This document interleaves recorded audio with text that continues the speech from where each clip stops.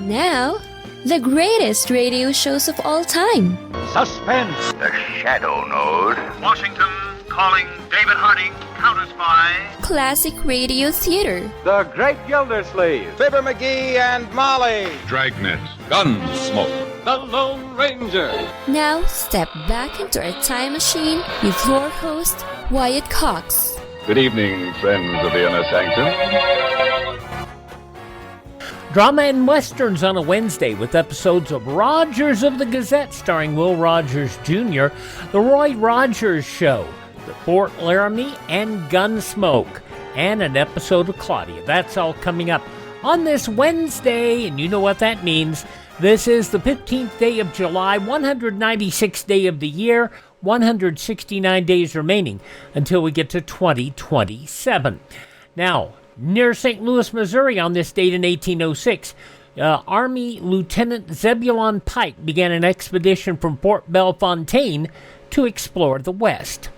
Georgia became the last of the former Confederate states to be readmitted to the Union on this date in 1870. Now in Seattle on this date in 1916, William Boeing and George Conrad Westervelt incorporated Pacific Aero Products. It would later just be renamed Boeing. The first weekly radio broadcast on this date in 1929 of the Mormon Tabernacle Choir radio show Music and the Spoken Word. It continues to this day. In 1934, Continental Airlines commenced operations, and in 1954, the first flight of the Boeing 707, the first jet passenger airliner.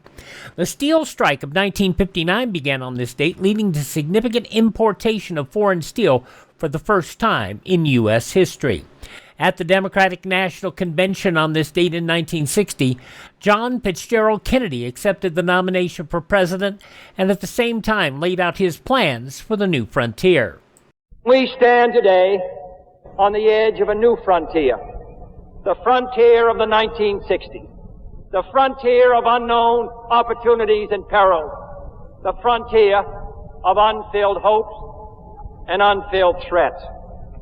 I'm asking each of you to be pioneers towards that new frontier. My call is to the young in heart, regardless of age, to the stout in spirit, regardless of party, to all who respond to the scriptural call, be strong and of good courage, be not afraid, neither be dismayed. For courage, not complacency, is our need today. Leadership, not salesmanship. And the only valid test of leadership is the ability to lead and lead vigorously. President Kennedy won the election by 0.2% of the popular vote. It was one of the closest elections in a very long time. By the way, I want to apologize. I left my little Arctic air on here, and it's a little noisy today, and I apologize, but it's still pretty warm out here. So I want to make sure I can stay comfortable while I do this, you know. At the Democratic National Convention on this date in 1976, Ron Kovic, a paralyzed Vietnam veteran, took the nation by storm with this speech. I am the living dead, the Memorial Day on wheels. I am your Yankee Doodle Dandy, your John Wayne come home, your 4th of July firecracker exploding in the grave. 12 years ago, when I was 18 years old, I left Massapequa, Long Island, and joined the United States Marines. I wanted to serve my country. I wanted to be a good American. Kovic's story would be told 13 years later by Oliver Stone and Tom Cruise in Born on the 4th of July.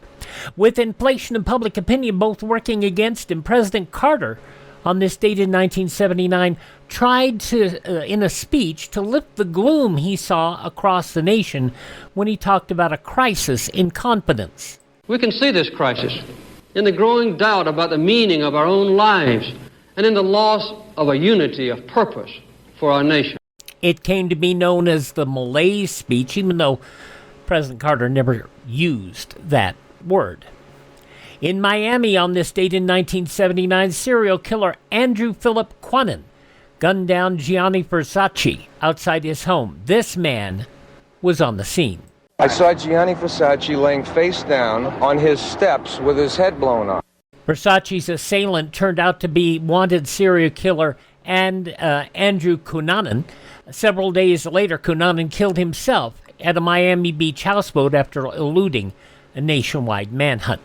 American Taliban John Walker Lynn pled guilty on this date in 2002 to supplying aid to the enemy and for the possession of explosives during the commission of a felony. Anti-Terrorism Court of Pakistan gave the death sentence to British-born Ahmed Omar Saeed Sheikh and life terms to 3 other suspects on this date in 2002 in murdering Wall Street Journal reporter Daniel Pearl. Now in 2003, AOL Time Warner disbanded Netscape Communications Corporation, the Mozilla Foundation, established on that same day. Mozilla, to this day, maintains a successor to the Netscape browser, Firefox. Twitter launched on this date in 2006, becoming one of the largest social media platforms in the world. It still exists today as X. Engineers successfully stopped the flow of oil on this date in 2010 from the Deepwater Horizon spill using a 75-ton cap. This Gulf resident celebrated by going fishing. I can't explain the joy. It's like winning the Super Bowl all over again. Oil had been leaking into the Gulf of Mexico for 85 days. South Korean rapper Psy released his hit single Gangnam Style on this date in 2012. It was a satire. It was just thought to be a funny thing. It took off like a rocket. On this day, 10 years ago today, President Trump chose Indiana Governor Mike Pence, an experienced politician with deep Washington connections, as his running mate. We love our country. My family and I couldn't be more honored. And it was on this date in 2019 about white supremacist James Alex Fields Jr. sentenced to life in prison, plus 419 for killing one and injuring dozens of others when he deliberately drove his car into a crowd of anti-racism protesters during a rally in Charlottesville, Virginia. Joseph Platiana was the lead prosecutor in the case. There's no real closure that this process is able to provide, but hopefully it's the first step forward for some as they try and begin to heal. Turning to those passing on this date in history, Ponce de Leon, the Spanish explorer who died on his birthday. U.S. General John J. Pershing. Also Bill Justice, the sax player who came up with a hit record called Honky Tonk. Actor Bert Convy, who was best known for his game show appearances and as the host of Super Password. The founder of Hooters of America, Robert H. Brooks, actress and singer Celeste Holm, and film and television actor Martin Landau. Birthdays on this date include, as we mentioned, Ponce de Leon, also Dutch artist Rembrandt, Clement Clark Moore, the man responsible for writing The Visit from St. Nicholas, country singer Cowboy Copas, football player actor Alex Karras, Cliff Barnes on Dallas, Ken Kercheval, and actor Jan Michael Vincent. All born on this date in history, they have all left the building. Hi, this is Jeff Foxworthy. It is now time for the birthday announcements. The following people are now officially older than dirt. John Wayne's second son, Patrick Wayne, is 87 today. Let's see. The pro wrestler who, he was a big motion picture star in Mexico. Mil Mascaras, the uncle of also the wrestler formerly known as Alberto Del Rio, Alberto El Patron. Mil Mascaras is 84 today. We lost singer Linda Ronstadt to progressive supranuclear palsy. She is still alive at 80, but she's no longer singing because of that illness. The man who never met a conspiracy theory he didn't like, former pro wrestler, former governor of Minnesota, Jesse the Body Ventura, is 75 today. The young lady who sang about loving the nightlife and loving to boogie, Alicia Bridges, 73 years old today. From 8 is Enough and Charles in Charge, Willie Ames, 66 today. Actor Forrest Whitaker, 65. The British newspapers say I am a madman. The American newspapers say I am a cannibal. These are lies! As Idi Amin in The Last King of Scotland, Forrest Whitaker is 65. Actress Bridget Nielsen, 63. From Malcolm and Eddie, an undercover brother, Eddie Griffin, 58. The former Mr. Megan Fox, Brian Austin Green, remember him from 90210, he's 53 today. Fluffy, Gabriel Iglesias turns 50. No, sometimes I use my voices for evil, man. I won't lie. If I don't have my way, like when I go to drive-thrus and they screw up my order, oh, I'm evil. I go back around and I start ordering, but I throw them off by doing this, right? They'll come on the speaker. I got a fantastic burger. How can I help you? And I'll do this. Hello, sir. Can I please have a double cheeseburger and order fries and a shake? Order fries and a shake. Oh my God, yes. Thank you. Pull up to the window. Then I pull up. Oh, they're not expecting me.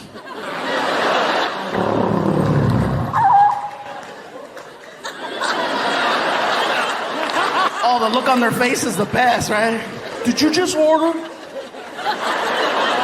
They come back with a bag of food, you know. Would you like ketchup? That's where I let them have it. Oh my God, yes.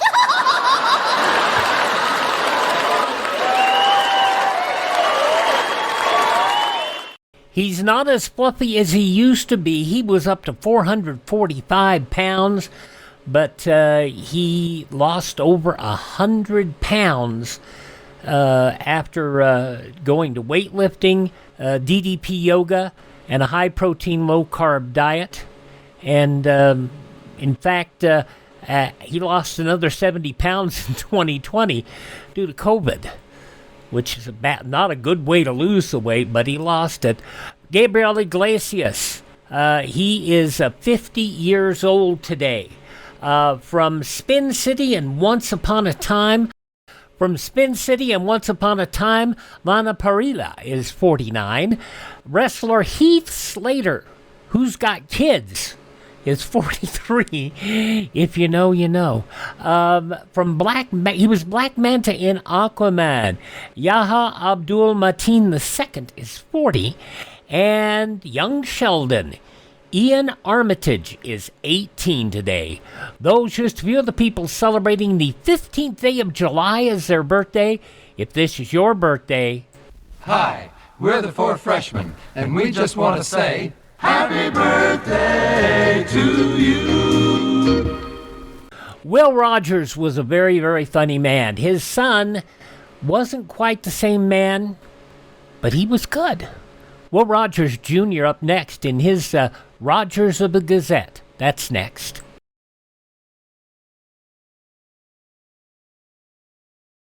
This is Art Linkletter. In event of atomic bombing or some other catastrophe, here's something important to remember. It will help save lives, including your own. Do not use the telephone. Leave the line open for official rescue and relief. This is your part in civil defense. Remember, don't use the phone. Leave the line clear for safety of your own life and the lives of others. And we continue on Classic Radio Theater with Wyatt Cox with an episode of Rogers of the Gazette starring Will Rogers Jr. This goes back 73 years to July 15th, 1953. Ladies and gentlemen, the editor of the Illyria Weekly Gazette, Mr. Will Rogers Jr. Thank you. You know, some newspapers claim they print all the news that's fit to print, and some others, who won't admit it, just print all the news that fits.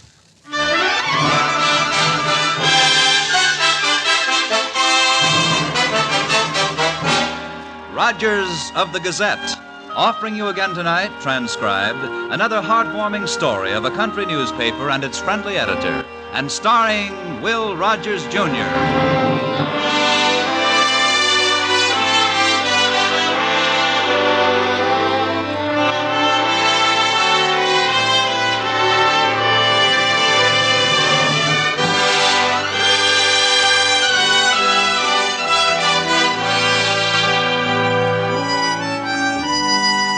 It's built around a square, and after that, Well, to tell you the truth, the town doesn't go too far in any direction. It never did, and it probably never will. Elyria is just about like it was a century ago. People with the same names live in the same houses, and for the most part, they have pretty much the same ideas as the generations which went before. Elyria doesn't want to be any bigger or any different. Doesn't want to change. The folks here like things just the way they are. It's midnight now. The town square's deserted, except for Ed Miller, the policeman, and it's dark, except for the light that's on in the office of the Elyria Gazette.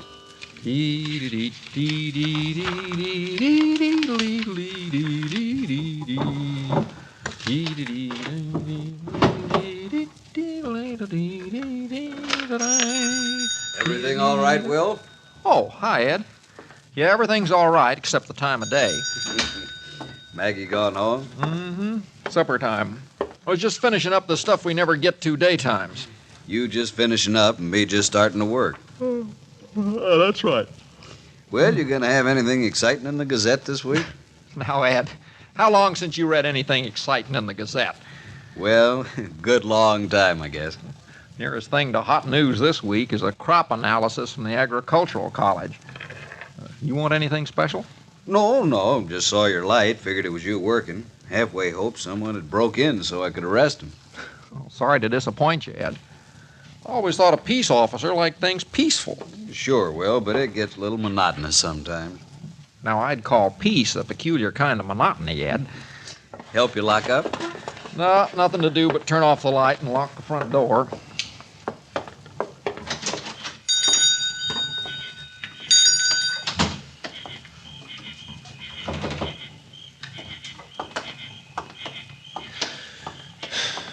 Breeze must be from the south. Well, that air's right off Hamilton's alfalfa field.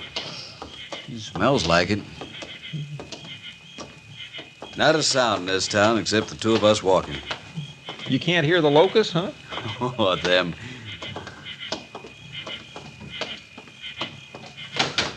Look out. Now, I'd say the silence of the night's been broken, Officer Miller. That Martin Evers never has known how to drink. Keeps practicing, though, figuring to learn, I guess. Well, gentlemen, we're out pretty late, aren't we? Hello, Martin. Yes, indeed. Oh, that's you, Will, yeah. You and a very blurry friend. Come on, Martin, let's go home. Oh, is that you, Ed? Yeah, come on. Need any help, Ed? No, Will, Martin and I do this a couple of times a week, don't we, Martin? Ooh. Well, you'll have to speak louder, Ed. I was listening to the locusts. I said, let's go home. Shh, it's the middle of the night, Ed. Mustn't disturb the peace, officer. Peace officer. You mean you take Martin home and tuck him in? Yeah, a couple of times a week. Beats having him drive home. Besides, it breaks that monotony we were talking about earlier. Peace officer. That's a little joke. Well, if you don't need me. No, Will, he's harmless. I'll go on home. Good night, Ed. Good night, Will. Good night, Martin. What did he say? Never mind. Let's go.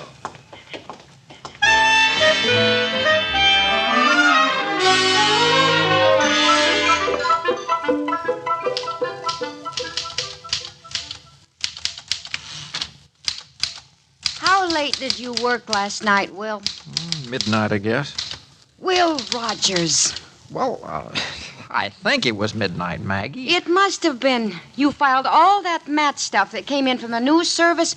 You cleaned out the file What's of all pictures. this ruckus about? Well, when I left at supper time, you said you wouldn't be here more than another half hour or so. Is that what I said?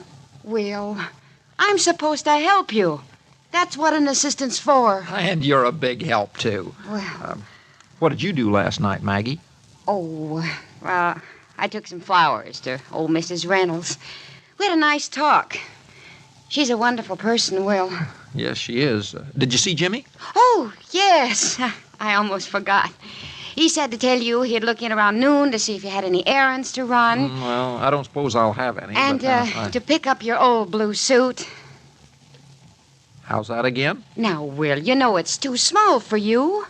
You don't take a deep breath the whole day long when you wear it, and when you bend over... Maggie? It's tight across the shoulders.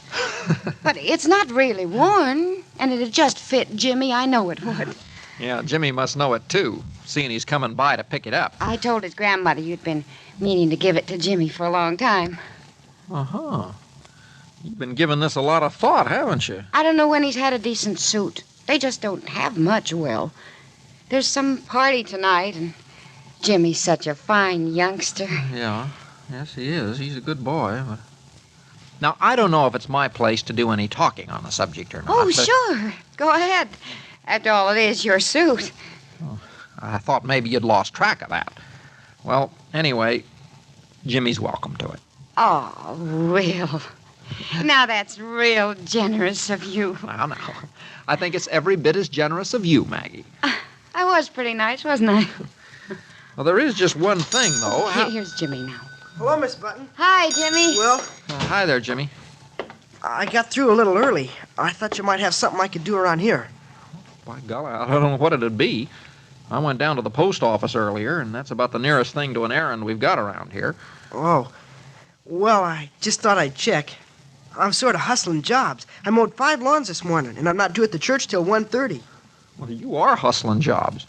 What's going on down at the church? Oh, some of us are helping Reverend Erickson clear off that lot for the youth wing of the church, you know? We did a story on it a couple of issues back, Will. Oh, yeah, that's right. I remember. Well, if I can pick up that suit, then I'll run it on home. Grandmother said she'd kind of sponge it off and press it. Probably wouldn't hurt. The thing is, though, Jimmy... I'll get it for you, Jimmy. What were you going to say, Will? Oh, no, nothing. Nothing at all. Gee, it sure is nice of you to give me this suit, Will. Glad to, Jimmy. Here you go. Oh, gee, thanks, Miss Button, and thank you again, Will. I'll be in Thursday, in time to deliver the papers, okay? Fine. Have a good time at the party. Yeah, thanks. Ah, he's a sweet kid. Yeah. Maggie. I stopped by your house on the way to work this morning. Mrs. Weatherwax gave it to me. Oh.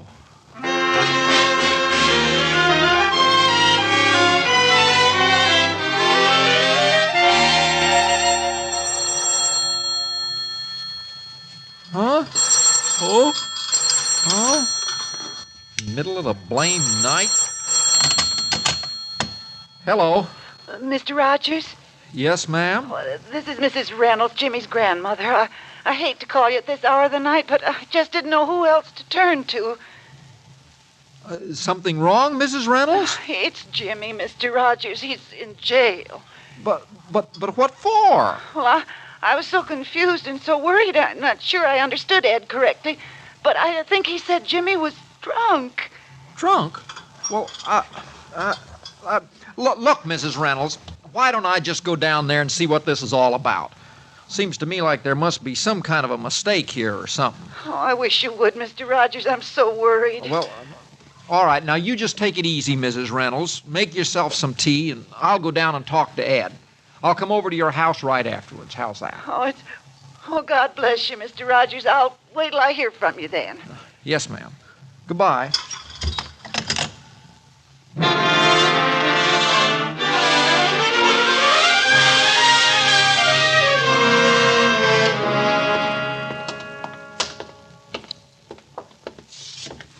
Well, there he is, Will. You can see for yourself.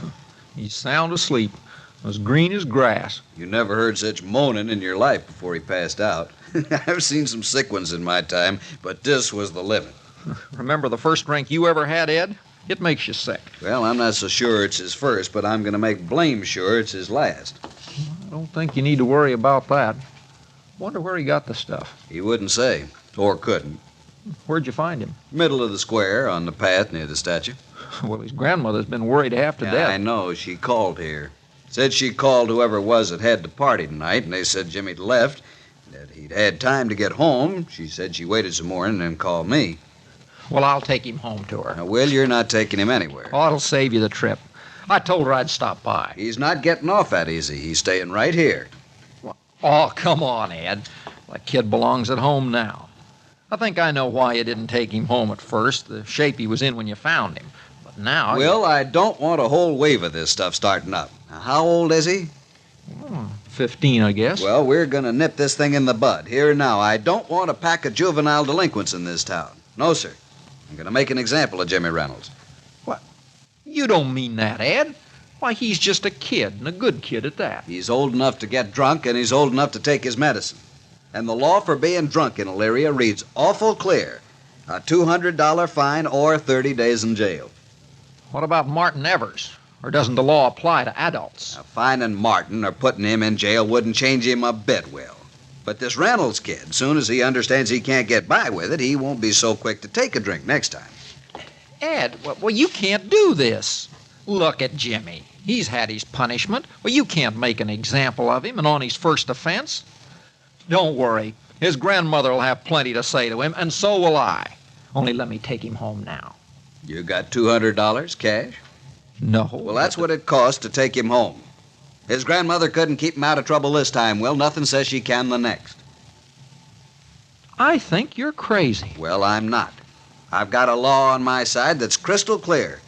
And I tell you, you may not see it this way, but I'm doing this for Jimmy's own good in the long run. I'm going to fight you on this, Ed. That's your business, Will.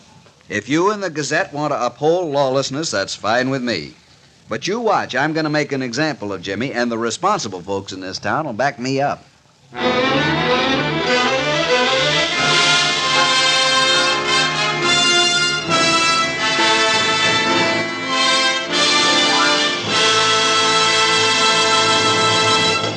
You are listening to Rogers of the Gazette, starring Mr. Will Rogers, Jr.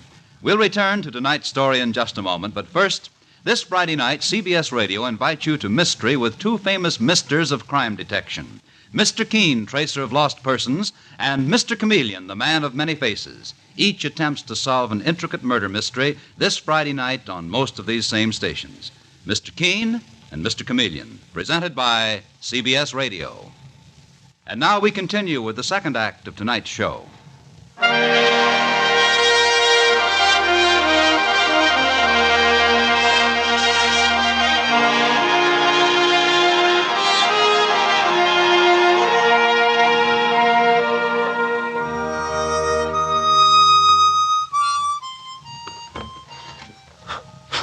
Look at that dust, Maggie. I don't suppose anyone's bothered to look up a law in this town for years. Librarian said it was the first call she'd had for this book in 15 years she's worked here. Wait a minute. Let's see. Here it is. Drunkenness. The crime of drunkenness will in no wise be tolerated by the arresting authorities, constable, or sheriff of Elyria. Any person who, in the judgment of the arresting authorities, is guilty of drunkenness shall be subject to a monetary fine of $200 or 30 days confinement in the jailhouse provided for that purpose. Oh. In addition to these penalties, and if it would appear to serve the best interests of the town, the arresting authority may, at his discretion, place the offender up before public display and ridicule. Wow. I guess we're lucky Ed didn't decide to carry out that clause. Yeah. I thought there'd be something here about being a minor, but it doesn't mention age. It just says any person. Any person. Does that mean Jimmy's got to stay in jail, Will? Well, until we can raise $200, I guess it does. His grandmother hasn't got it. She told me last night. She gets a little pension, something like $40 a month. Jimmy hustles for the rest of their income. Oh, I know. Look, Maggie, this law was passed in 1850. Uh-huh. Yeah, that's just about where Ed Miller's thinking is, too, back 100 years ago. Tried to talk to him again this morning, but he's so bull stubborn. Now he thinks I want every kid over 10 getting drunk a couple of times a week. Well, I know one thing. The town will never stand for it. I hope you're right, Maggie. But, you know, I'd like to keep this thing quiet, for Jimmy's sake and Mrs. Reynolds. Then maybe it'll take an editorial in the Gazette to let folks find out what's happening around here. Will, maybe you could just talk to a few people first. I didn't think, but it'd be a shame to plaster Jimmy's name all over the papers. I'd give a lot to know where he got the liquor in the first place. I asked him this morning, but he wouldn't tell me. Well, the party was at the Evers. Maybe you got it there. Martin Evers' boy give this party? Uh-huh. That give you an idea or something? I'll let you know when I get back.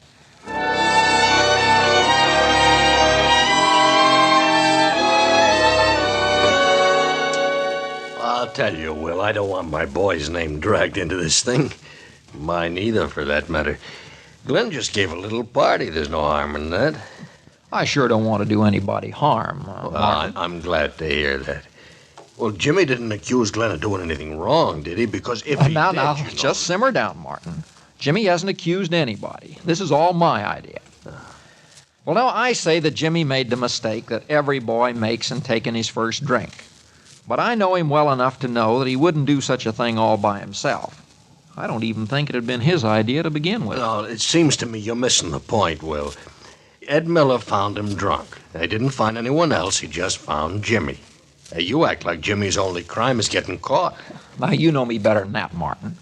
I'm calling what Jimmy did a mistake, not a crime. And I say he should be made to understand what he's done. But I don't think he should be thrown in jail for 30 days. Is that the law? That, or a $200 fine. Old Mrs. Reynolds hasn't got the money to pay it. Oh, poor old lady raising that boy alone with his parents dead and all. Why'd you come to me with this, Will? Thought you might want to help Jimmy. A little blackmail, Will? Huh? I'm afraid it won't work. You think just because Ed Miller's been a little lenient with me and you happen to know about it. I just don't work that way, Martin, and you know it. Yeah, well, maybe not, Will. Look, it isn't my place to interfere here. I'm sorry for old Mrs. Reynolds, but look, Ed's got the law on his side. And if he's of a mind to enforce it, he must have a good reason.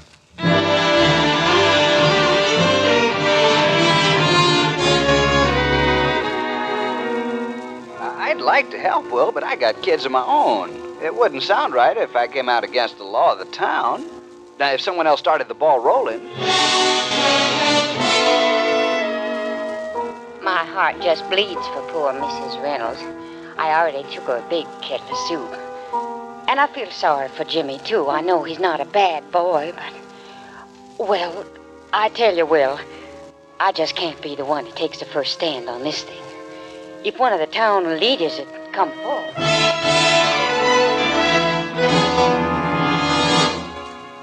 Oh, I know, Mr. Rogers. They've been calling here and coming to see me, bringing me food and their sympathy. But I'm afraid Jimmy and I need more than that right now. Yes, I'm afraid you do too, Mrs. Reynolds. Ed Miller isn't a bit disposed to changing his mind on this. I don't understand. We Reynolds never were ones to ask any special favors. We just expected our due. I'm not proud of what Jimmy's done, but he's a good boy. Nobody knows this better than I do, Mr. Rogers. Can't Ed see he's a good boy? Well, that isn't the point, Mrs. Reynolds. You know, some folks just don't take well to power. A small man with a little power is a lot more dangerous than a big man with a lot of power. No, I just don't see Ed letting up on this thing at all. Somehow we're going to have to raise that $200. I'm just not sure folks will let me do that, Mr. Rogers. I've not got much of value, but I've tried to sell the little I thought might bring in some money. And everyone I call or see says the same thing. They're sorry for me and shocked at Jim.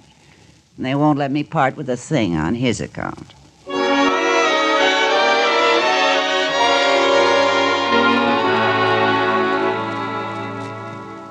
Now, Will, I don't think you know what you're asking of me.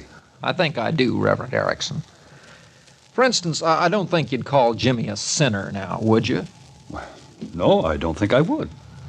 Well, a lot of folks in town have told me they'd follow along if some responsible person took the cause up here and, you know, sort of a town leader and... Will, I've got my entire congregation to think of. They place a lot of faith in their minister, and I'm afraid a lot of restrictions on him sometimes, too. Well, tell me this. Do you think Ed Miller's right in what he's doing? I think he's absolutely wrong. Law and justice should always be tempered with mercy. A long time ago, a French fella, Rousseau, I think his name was, said that good laws lead to the making of better ones, and bad laws bring about worse. Now, I say this law's a bad one if it don't spell out some protection to minors on first offenses. The law could be more specific, all right, Will. It doesn't reflect entirely realistic thinking. But then Ed Miller isn't reflecting the point of view of the majority of modern peace officers either.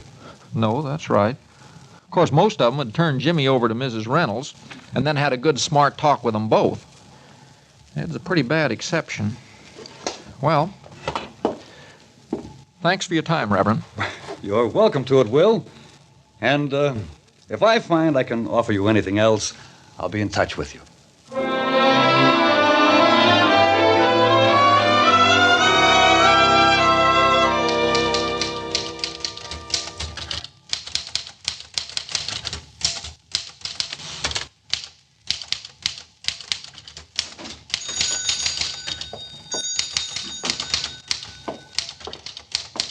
Finish your editorial, Will?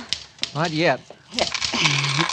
Money? $28.73 from a few anonymous Illyrians. For Jimmy's fine. Uh-huh. And with your 10 and my 5, that makes 3, carry the 1, $43.73. We're making progress, Will. Yeah, and losing a little ground, too. How do you mean? Well, Mrs. Reynolds says that she and Jimmy will be moving downstate with her brother when this thing's over. She says her brother hasn't got much, but she won't have Jimmy here facing the shame of this for the rest of his life. Well, you can't blame her. I think it's wrong, but the way most people have acted, you sure can't blame her. Nope. You putting that in, Will? About them moving? Haven't decided yet, Maggie. Just saying now that Jimmy didn't have much chance of being a juvenile delinquent before. But after being Ed Miller's guest in jail, why, his chances of being a delinquent have improved considerably. Here. Oh, that reminds me. I just ran into Reverend Erickson. He said to tell you he'd like to see you in church Sunday morning. Is that good, Will? Oh. Well, I don't think it'll do me any harm, Maggie.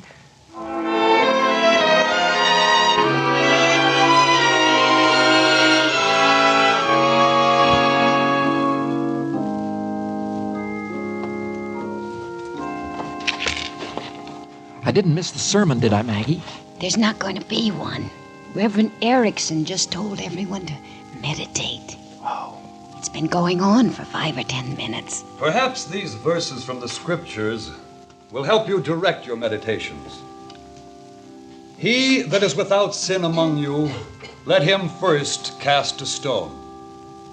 The book of St. John, 8th chapter, 7th verse.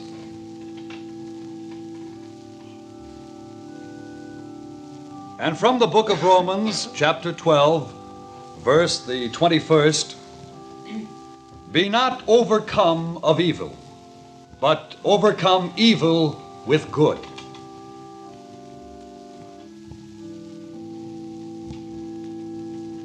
Second Corinthians 3:6.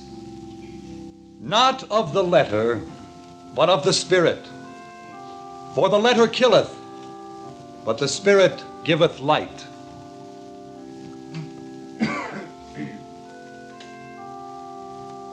And as we prepare ourselves for the day's collection, remembering that these past months such monies have been specially set aside for the building of our youth wing, let me say to you, as Jesus said of young people, suffer them to come unto me and forbid them not, for of such is the kingdom of heaven.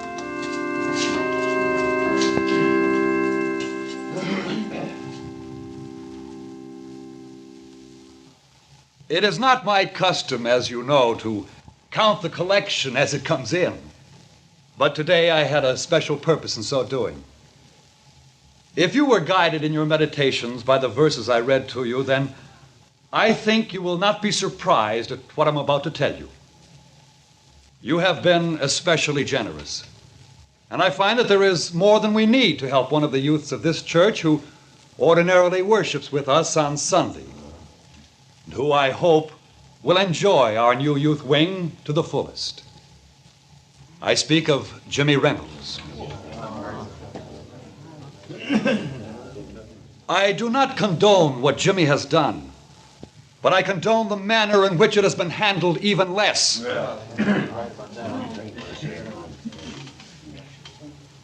He is not a bad boy, Jimmy Reynolds. He is a young boy who made a mistake. A very common mistake, I might add. Against the possibility that you of my congregation may not agree with me in this matter, there is in the mail a letter to the Board of Deacons containing my resignation from this pulpit. Good morning, and God bless you.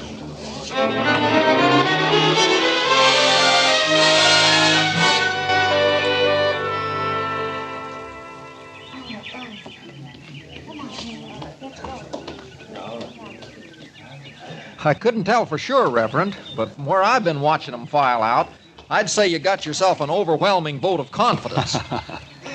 Well, it was very gratifying, Will. For a minute there, I was afraid Elyria was going to lose 3 of its best citizens. You, Mrs. Reynolds, and Jimmy. Seemed to me that the wrong people were leaving town. Well, I'm calling on Mrs. Reynolds when I take Jimmy home to her. I think, Will, she'll decide to stay in Elyria. I think so too, Reverend. And you know, because of your sermon today, maybe the town's come of age a little. I think even Ed Miller was going to see things in a different light.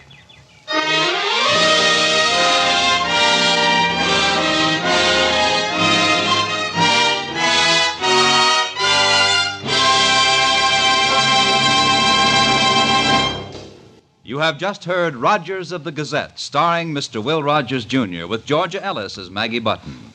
Tonight's story was written by Kathleen Height and produced and transcribed by Norman McDonald. Featured in the cast were Lawrence Dobkin, Harry Bartell, Constance Crowder, John McGovern, and Tom McKee. The special music was composed by Rene Garrigank and conducted by Wilbur Hatch.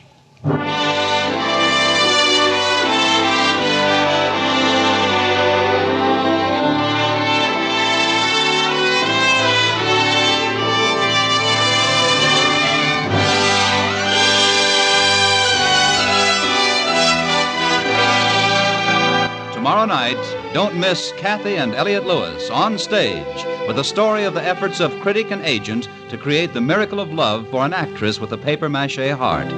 Don't miss Miracle of Julia, starting tomorrow evening on most of these same stations. Bob Lamont speaking. All summer long, enjoy refreshing drama on the Thursday Theater on the CBS Radio Network.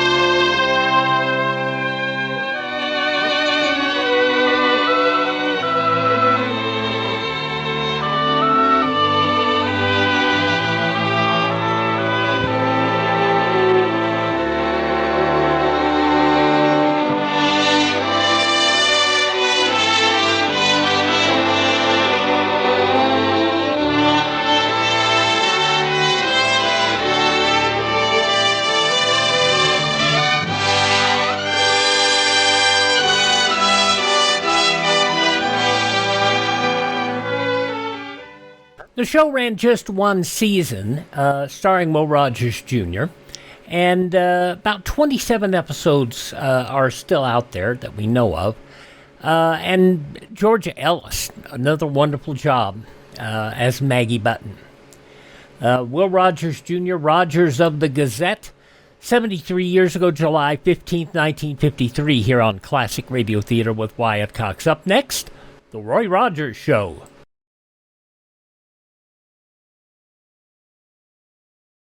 Civil defense is common sense. This is Boris Karloff. No one can guarantee the survival of every home during a nuclear war, but a strong civil defense can save millions of lives. Make sure that yours is one of them. Learn how to protect your home. Call Civil Defense today. We continue now on Classic Radio Theater with Wyatt Cox with an episode of The Roy Rogers Show.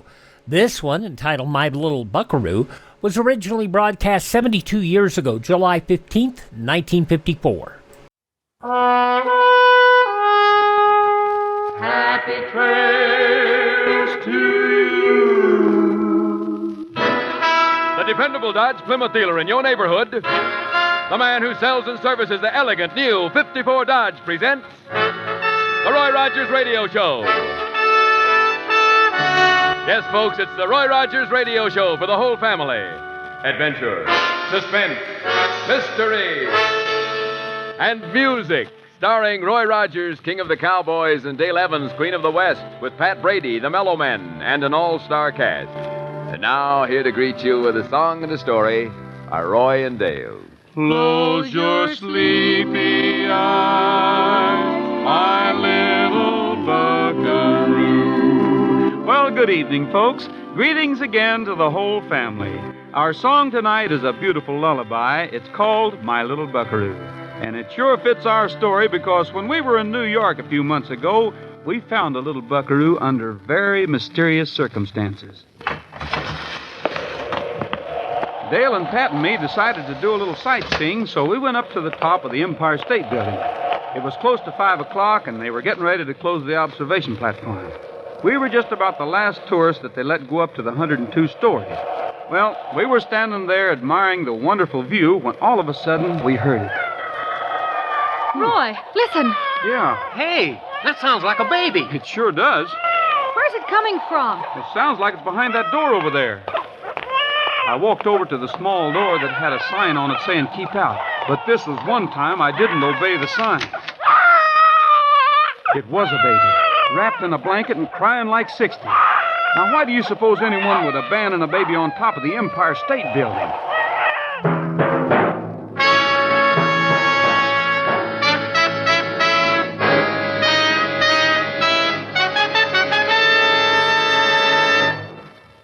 In just a moment, Roy and Dale will return with part one of tonight's story. The powerful Dodge. The beautiful Dodge. And now, Dodge is the lowest priced V8 in its field. That's right. The big, beautiful 54 Dodge gives you more for the money at a low, low price. It's a fact. The price you pay for a Dodge V8 is the lowest, the very lowest in its field. And no other car gives you such big car performance, such big car luxury, such big car value. And only Dodge gives you so many extra value features at no extra cost. So remember the big news. Dodge is the lowest priced V8 in its field. See and drive the 54 Dodge tomorrow at your nearby Dodge Plymouth dealers.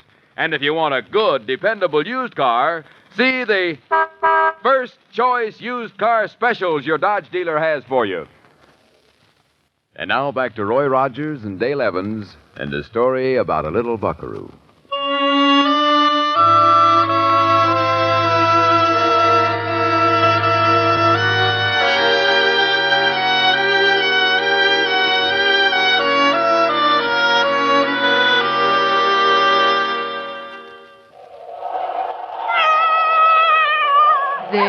There now, sweetheart. Don't cry.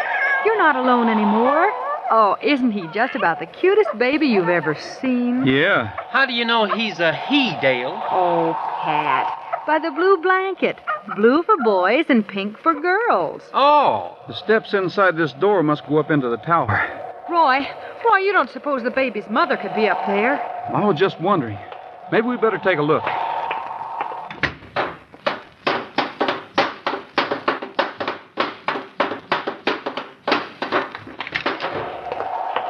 Roy, look. That girl sitting over there. Yeah. Hey, she's sitting right on the edge. Quiet now. Let's not scare her. We'll try to sneak up behind her and grab her. Okay. Okay. I've got her. No, please let me go. Now, just take it easy. I'm not going to hurt you. Let's just back off over here just a little ways. Dale, bring the baby. You don't want to do anything foolish, ma'am. That's a fine baby you've got there. He is your baby, isn't he? I think so. I am not certain. I do not know. You don't know? Ma'am, would you mind telling us your name? I do not remember my name. Oh, please. I cannot remember anything. We'd better get her downstairs right away. She's suffering from amnesia.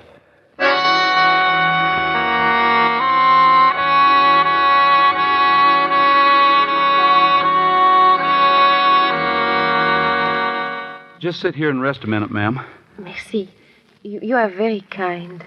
Say, Roy, Yeah. I found this purse up on the platform as we were coming down. Hmm. Kind of unusual design on it. Gold dragon emblem on the side. You didn't buy a new purse, did you, Dale? Why, no. Is this yours, ma'am? What? Mine? Well, I think it seems to me I had a pocketbook, but I cannot remember. Now, honey, just relax and take it easy. We're your friends. We want to help you if we can. I will try. Now, what's the last thing, the very last thing you can remember clearly? Well, the last... I was in the street, and the man, he asked me where I want to go. But I do not know where I want to go. Then I see this tall building, and it looked, how you say, like I had seen it before. Familiar? Oui, familiar. Why did you go to the top? But I had to, monsieur. They were going to kill me. Kill you? Who? Well, a man and a woman. They were following me. I was on the lower platform when they tried to push me over the side. But I break away, and I run up the stairs to the little door. Well, why would anybody want to kill you, ma'am? Well, Oh, it's no use. I cannot remember. I do not know. This man and woman, where did they go? Oh, they disappeared. Perhaps they were frightened away. I remember nothing else until you came. I see. Dale, let's take a look inside that purse. All right. Not much here. $2.27. A match folder, lipstick. Uh-oh, here's something, Roy. Yeah, a receipt from a taxicab meter. Wait a minute. There's something heavy in the bottom of the purse. What is it? A small black .32 caliber automatic. Smell that barrel, Roy. Yeah, it's been fired recently.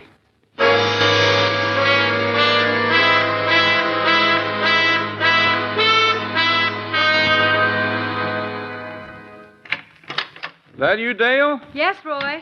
Well, how are the patients? Well, both Mrs. X and the baby are sleeping comfortably in my room. You know, I think it was a very good idea to bring them back here to the hotel with us. Yeah. Any luck with the taxi receipt? Well, I'm waiting for the cab company to call me back now. I checked the labels in her dress and coat. They were purchased in France. France, huh? Excuse me. Hello? Mr. Rogers? That's right. This is Max Lewis, cab number 147. I'm the driver. The boss said you wanted to talk to me. Yes, I do. Say, do you remember picking up a young French girl with a baby in her arms this afternoon? Yeah, I sure do. Well, good. Where'd you pick her up? On East 16th Street, 300 block. East 16th Street. Yeah, right in front of a small grocery store. Hey, you know where this babe is, Mr. Rogers? I might. Why do you want to know? I don't want to know, Mr. Rogers. The cops do. They just called me 10 minutes ago.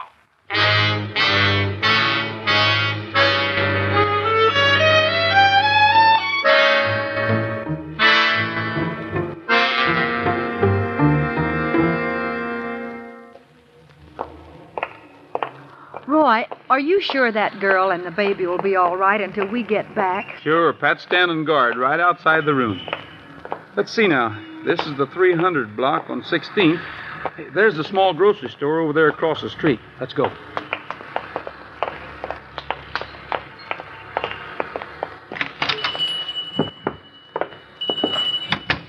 Buonasera, signor. Signorina, can I help you, please? Well, maybe. Got a nice cherries, fresh today. Well, thanks, but we're looking for information, not groceries. Information? That's right.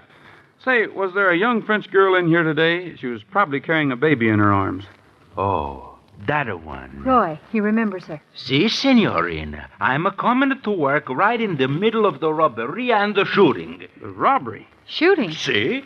Well, what about the girl? Do you know her? I no see her before. Like I tell the police after the robbery and the shooting, I chase her. I chase her outside. She gets into a cab. I try to follow, but my cab driver, he's a no-go. He lose her.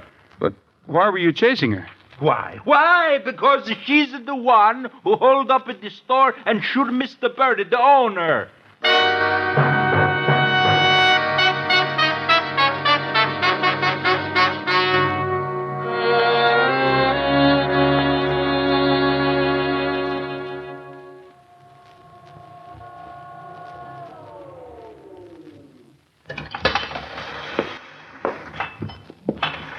Our rooms are this way, Roy. Yeah. Well, I guess there's no choice now. We'll have to notify the police. Roy! Dale! Oh, thank goodness. You finally got here. What's the matter, Pat? Has something happened to the girl? Boy, I'll say something's happened.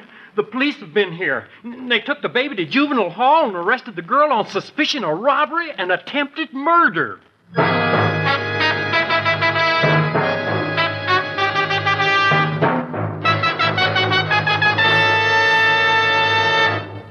In just a moment, Roy and Dale will return with the second part of tonight's story. Now, folks, here are the Mellow Men. There's a better deal for the man at the wheel of the Dodge Job-rated truck. It's got good looks, it's completely new. The chassis, the body, and the engine, too. Dodge is easy to load. Find a truck on the road. Check the features, and you'll say there's a better deal for the man at the wheel of the Dodge Job-rated truck. See Dodge today.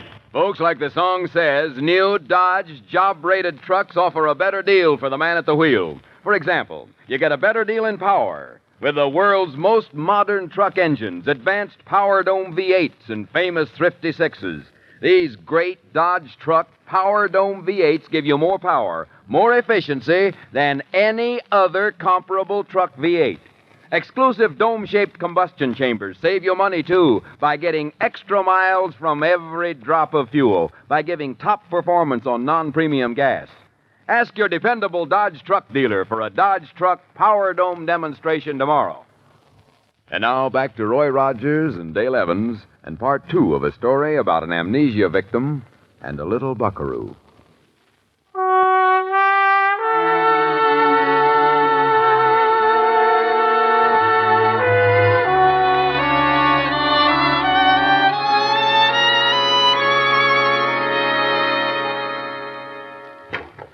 Rogers, Miss Evans? That's right. I'm Detective Sergeant O'Brien. Oh, hi, Mr. Brady. I do, sir. Sergeant, I came over to find out what you've done with the girl and the baby. The juvenile authorities are caring for the baby. Where's the girl? She's at Bellevue Hospital undergoing a series of tests. What kind of tests? Psychiatric tests. We're trying to determine whether she really has amnesia or whether she's faking. Oh, excuse me. Say, Roy. O'Brien, please. What? I've been thinking. How do you suppose the police knew that girl was in Dale's room? Sure? Well, that's one of the questions I came down here to ask. Okay, Joe. Yeah, thanks. Well, Mr. Rogers, I guess that wraps it up. All we have to do now is satisfy ourselves that she's really lost her memory. You mean you're positive she's guilty?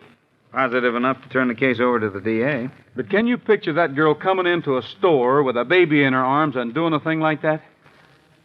Ever hear of Mother Carroll? Mother Carroll. Who's she? Mother Carroll's the nickname we gave a woman who held up 5 banks in 9 states and killed 3 men. She always carried a baby in her arms. Oh, no. Yeah, babies make mighty good protection. They allay suspicion, and they're an awfully good front for a criminal. But what about the man and the woman? The girl said chased her into the Empire State Building and tried to kill her. It's a good story, Mr. Rogers, but what reason have we got to believe her? But, Sergeant, she was definitely in a state of shock when we found her. If she wasn't, why would she be sitting on the edge of the tower, 102 stories up? Yeah, that sure ain't no place to play blind man's buff. Maybe not blind man's buff, Mr. Brady, but how about hide and go seek? You mean you think she was using the tower as a hideout? Possibly, or maybe it was a rendezvous. Rendezvous? With whom? An accomplice? The store clerk, the Italian fellow, told us that about $100 was stolen from the cash register. Jane Doe didn't have it in her purse when you found her, did she? No. So what'd she do with it? I know, don't tell me she doesn't remember. Then there's the anonymous phone call we got tipping us off that she was in Miss Evans' room. Well, it all adds up to the fact that she probably wasn't alone in this. But her accomplice decided to skip out on her, tip us off, and take all the loot. Sergeant, what about the man she shot, the owner of the store? Mr. Berthier, still unconscious.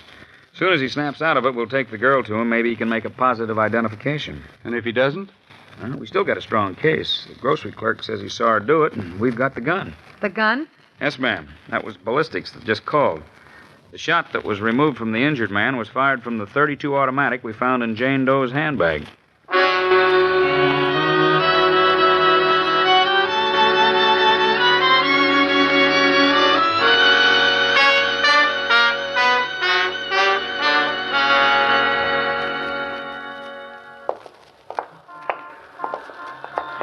Boy, it sure looks bad for poor little old Jane Doe. It sure does. Well, you did everything you could, Roy. Not quite. I still want some answers to some questions, and I've got to make a phone call. Phone call at this time of night? Remember when we went through Jane Doe's handbag? In addition to the gun and the $2 and change, and the lipstick and the taxi receipt, we found something else. Yeah. We did? I don't remember anything else in her purse. I do. What? A matchbook folder. Oh. Well, is that important? Did you ever see the girl light a cigarette? No. Well, gee whiz, why do you suppose she was carrying a matchbook then? For the number that was written down on it. It was on Sergeant O'Brien's desk with the rest of the things in her purse.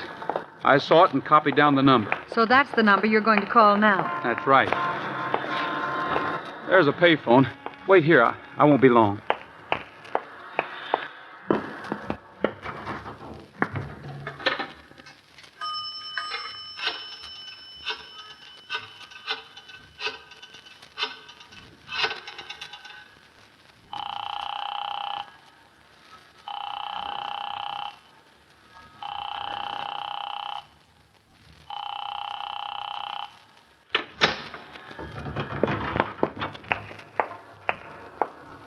Any luck? Nobody answered. Oh.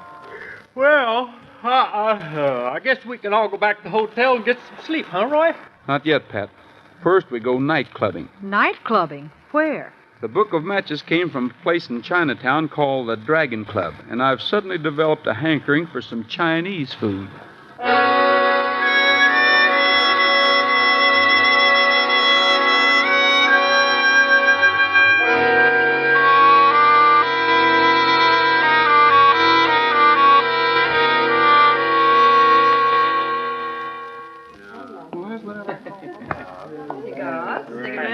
Souvenirs. Cigarettes. Oh, miss? Yes, sir. Cigarettes? No, thanks. I was wondering if you could point out the manager to me.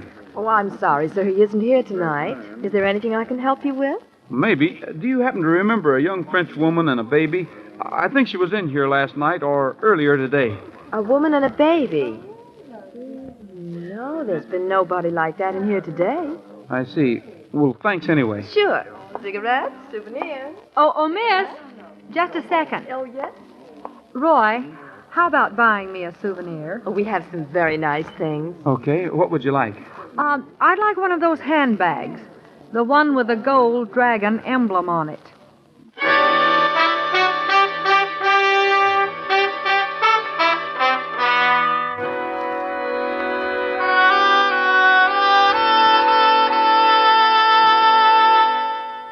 Well, keep trying, will you please, operator? Morning, Dale. Good morning, Roy. Any luck yet? No, not yet. Just a minute. Hello? Hello? This is Roy Rogers speaking. I wonder if you... That's funny. What happened? He hung up on me. Operator, get me the 12th Precinct Station, will you please? Why are you calling the police, Roy? Not the police, Dale. Sergeant O'Brien. I want him to get me the address of that phone number.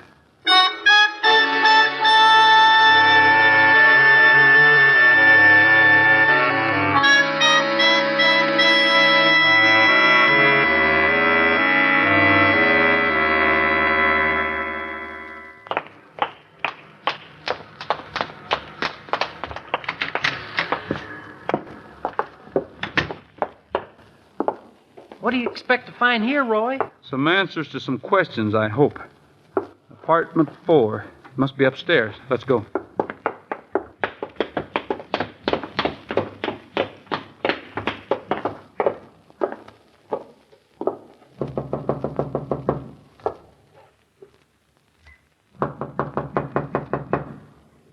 Nobody home. Let's not be in a hurry, Pat. Well, if it isn't the inquisitive one. Roy, it's the cigarette girl from the Dragon Club. Yeah, she seems to handle a gun almost as well as she does her souvenirs. Better, Mr. Rogers. And now that you've carried things this far, I suggest that you and your friend come in before this goes off and somebody gets hurt. Do as she says, Pat. Why, Roy, I wouldn't think of arguing with her. You were right, Angelo. He's a nosy cowboy. Well, Mr. Rogers. This is indeed unfortunate. Roy, it's the grocery clerk. Uh-huh. And he seems to have suddenly lost his accent. That was just a convenient pose, Mr. Rogers. I don't get it, Roy. Where do these people fit in? Maybe they'll tell us, Pat. Why did you shoot the store owner, Angelo? A slight correction, Mr. Rogers. I didn't shoot him. Oh? Then it was your girlfriend here. Bernice is a little more impulsive than I. Still, it couldn't be helped. You see, Berthier took inventory and found out about the marijuana. Marijuana, huh? And the French girl? She's Berthier's wife. Stop fooling around with him, Angelo. Kill him and get it over with. We got a plane to catch. Plenty of time, sweetheart. You see, Mr. Rogers, I told you how impulsive she is. Yeah, so you were using the grocery store as a front for dope peddling. You posed as an Italian clerk, the friendly, nice, fresh cherries type. Mr. Berthier knew nothing about it. Until yesterday afternoon. Uh-huh. Then you got into an argument, and Bernice shot him. But the French girl, what gave her amnesia, why'd she lose her memory? The shock of seeing her husband lying there shot. She probably thought he was dead. Yes, that was too bad. I had no idea that Bertie had sent for his wife and baby. She arrived from France that morning. I guess he didn't know what boat she was on, or he would have met her. And all this might have been avoided. It might have been avoided if Bernice hadn't have put the gun back into her purse and if Mrs. Berthier hadn't have picked it up by mistake when she ran out of the store. You mean the purse didn't belong to the French girl at all? That's right. Everything in it was Bernice's. The gun and the Dragon Club matchbook with the phone number on it. I suppose you have a new phone or she would have remembered the number without writing it down. Bernice, when we raise our family in South America, remind me to tell the children that Roy Rogers was a very smart man. You're darn tootin' he is. And you'd be smart to put away those guns and let us out of here. Oh, I couldn't do that, Mr. Brady. Besides, you haven't heard it all. Oh, I think I can guess the rest. Mrs. Berthier ran out of the store and got into the cab. You and Bernice chased her and followed her to the top of the Empire State Building. You tried to kill her then, but when Pat and Dale and me showed up, you got scared and left. That's right. Tell me, Mr. Rogers, how is the girl? Has she regained her memory yet? I don't know, but I think she will, now that we can tell her who she is and what happened. Of course. But as I've pointed out, by then we will be safely out of the country. And now, Mr. Rogers, if there's nothing further... What's that? Police, Angelo. Get Bernice, Pat. I got her. Let me go. Bad shot, Angelo.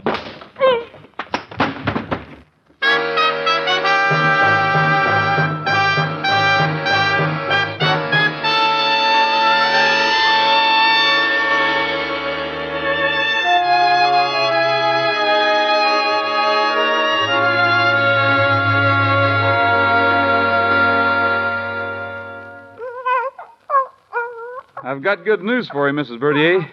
Your husband's going to be all right. I cannot begin to thank you, Monsieur Rogers, and you, mademoiselle, and of course, Monsieur Brady. Oh, shucks, Mrs. Bertie. It was nothing. Nothing at all. May I hold the little darling for just a minute? Oh, but of course. Roy, look. He's asleep. Let's all be very, very quiet. Okay. So, folks, that's the whole story of what happened the time we went sightseeing and found the little buckaroo on top of the Empire State Building. Close your sleepy eyes, my little buckaroo, while the light of western skies is shining down on you. Don't you know it's time for bed? Another day is through. So go to sleep, my little buckaroo.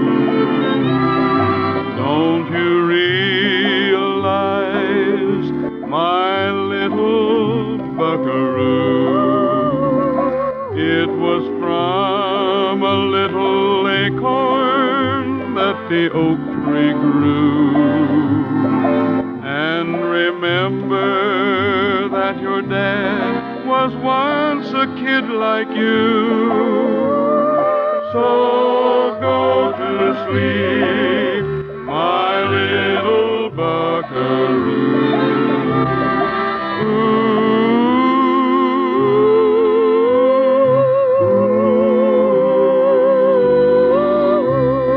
Soon you're gonna ride the range like grown-up cowboys do. Now it's time that you were rounding up a dream or two. So go to sleep, my little buckaroo.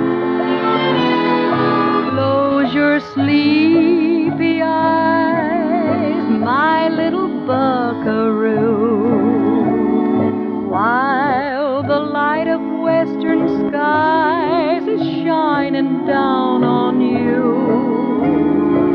Now it's time that you were rounding up a dream or two. So go to sleep, my little buckaroo.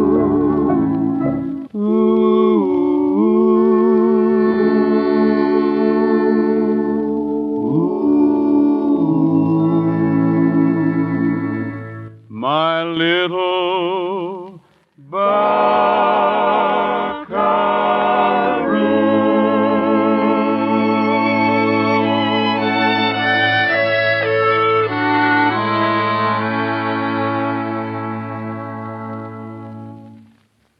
Now that vacation time is here, a lot of folks are taking another look at the old bus and wondering whether it's going to give them a good vacation or an unhappy one. Well, if you're figuring on going places this summer, go in a new 54 Dodge. Because it's Dodge for roominess and real comfort. Dodge for full-time power steering that lets you end up a day of hard driving fresh as a daisy. Dodge that has a special safety lock so that those skylarking youngsters won't get the door open by accident when you're rolling along the road. You get all this and a lot more in the smartest, perkiest, pretty-as-a-picture car on the road today.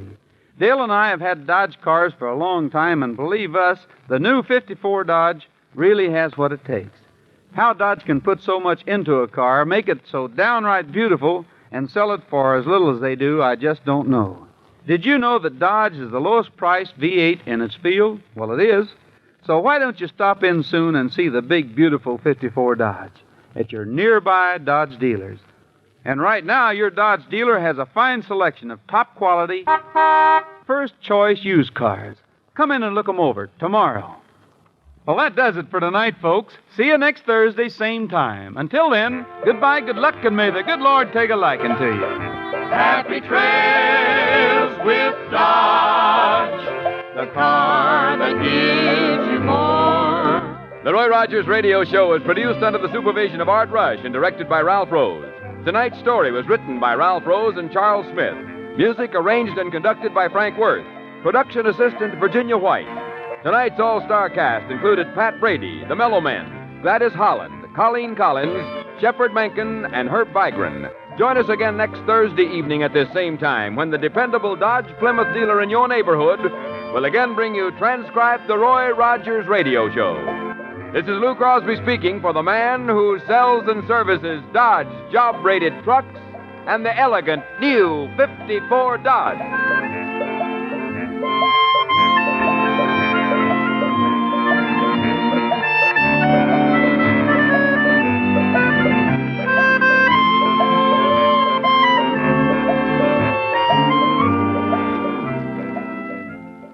"72 years ago, July 15th, 1954, Roy Rogers here on Classic Radio Theater with Wyatt Cox. Coming up tomorrow, Edward Arnold as Mr. President from 1950. And the fun part of the show is it tests how much you remember about your history classes, because you have to figure out what president it is. You'll find out at the end of the show, but how soon can you figure out who it is? We'll also have an episode of Suspense from 1961, The Man Who Knew How to Hate, starring Joan Loring and Leon Janney. We'll also have Let George Do It with Bob Bailey from 65 years ago, What Became of Terry Cable. I Was a Communist for the FBI, starring Dana Andrews, Rich Man, Poor Man, and, of course, another episode of Claudia as they start dealing with those late-night feedings, if you know what I'm talking about. On Friday, Orson Welles and Margot Stevenson, The Shadow. Larry Thor in Broadway Is My Beat, Night Watch from 1954, and Romance from 1945. Saturday, Howard Duff in Sam Spade, Charles Boyer in Presenting Charles Boyer. Also Murder by Experts and Inner Sanctum Mystery. On Sunday, William Gargan in Barry Craig Confidential Investigator, Escape from 1953, Gerald Morris, Philip Marlowe, and Confession. On Monday, Crime and Peter Chambers starring Dane Clark, Crime Classics, The Death of a Picture Hanger, and Frontier Gentleman starring John Daner, and Marshall Proudfoot in a 1958 edition of Gunsmoke. That's all coming up on Monday. On Tuesday, we'll have Jack Webb in Dragnet, The Big Story from 1948, Calling All Cars from 1937, and the CBS Radio Workshop production of The Green Hills of Earth. Week from today on Wednesday, we'll have The Whistler, another episode of Rogers of the Gazette, the FBI in Peace and War, and another episode of Fort Laramie. That's all coming up a week from today, and that's your week ahead here on Classic Radio Theater with Wyatt Cox, anytime at classicradio.stream. Coming up next, we'll go to 1956 and see what's going on in Fort Laramie.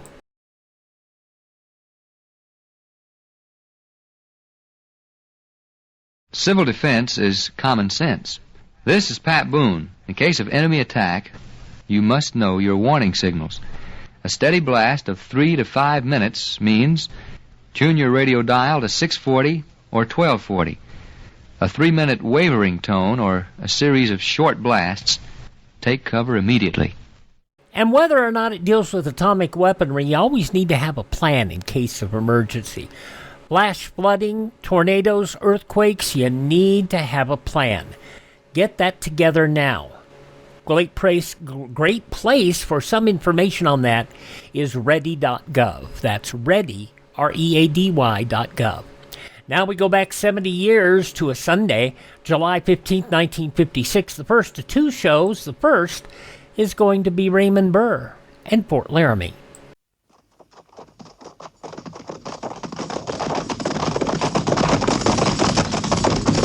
At the gallop! Oh!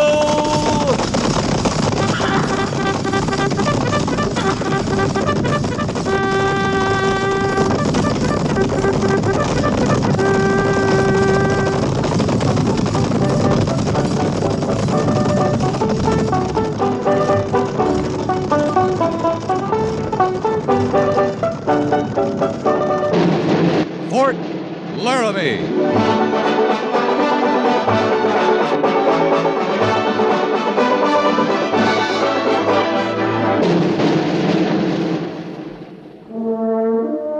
Fort Laramie, starring Raymond Burr as Captain Lee Quince. Specially transcribed tales of the dark and tragic ground of the wild frontier, the saga of fighting men who rode the rim of empire, and the dramatic story of Lee Quince, Captain of Cavalry.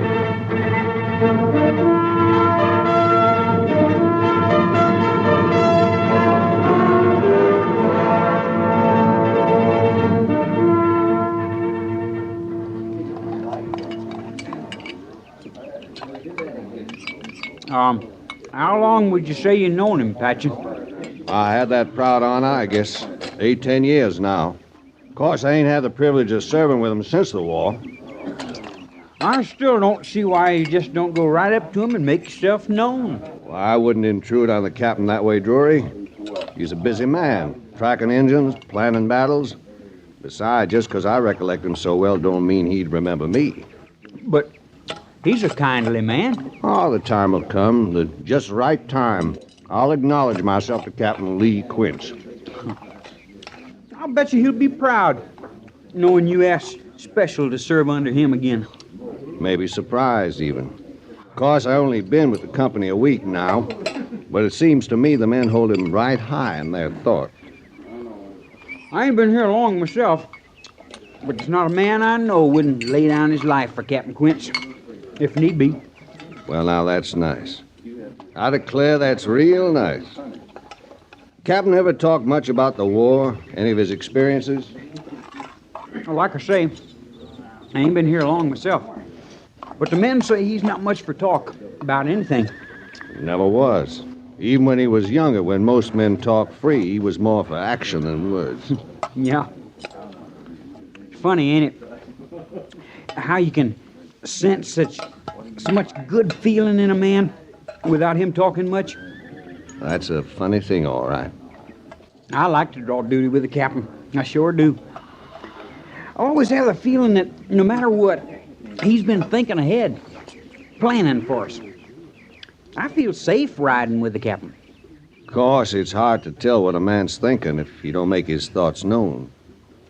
It don't matter to me much what he's thinking, so long as he's acting good. There's the big thing. How a man acts. Oh, this sure is different country out here. Different kind of fighting country, too. How you mean? We fought closer in the war. Like there'd be a stream here, you see? Yeah. Say it was a kind of clearing, you know. And on one side, the Rebs would be cowering in the trees. We'd be standing firm on the other side. Now, sooner or later, somebody's got to make a move for that water. The horses and for themselves. I tell you, you get thirsty. You get so you care more about water than living. Anybody's living. Well, mostly, we're lucky out here. Seems like there's more creeks and A man's streams got a right and to a drink when he's dry. More than dry, your insides get to feeling like sand, dust. Like they was gonna crumble. Patchen? What's the matter with you, Patchen? Huh? You say something, Drury? Ask if something was wrong. Wrong, boy? No, nothing's wrong. I just get a thirst sometime. You talked yourself dry. It ain't hot. We got plenty of water. There's a stream not 50 yards from you. I know that. I know. Well, you were saying about the fighting being different in the war. Yeah, like I said, we fought closer. Man to man sometimes. A man to dismount, fix his saber to his carbine, and such a bloody slashing away you never saw. I ain't seen nothing like that in the West. Out here, seems like you do more chasing than anything else. We've been tracking Injuns, how long, 2 days now? I ain't drawn my sights on one. Have you, Drury? That ain't saying they ain't here. Somewheres. Captain Quince must think they're around. Well, you know I'm not saying that. Why, there ain't a man among you come less near to criticizing the captain's judgment. Well, you're forgetting, boy. I know better than any of you what a great man he is.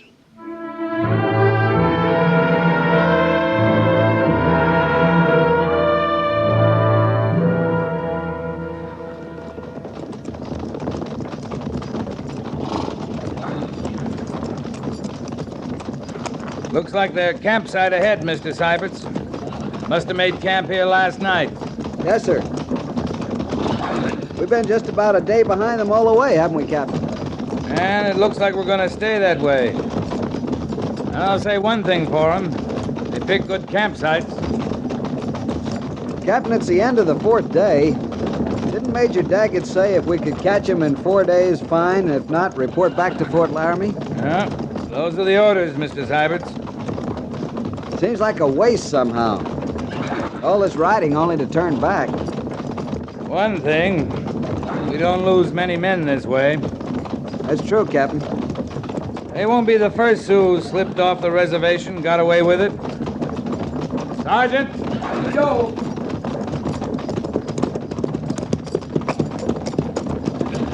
We'll make camp ahead at Bitter Creek.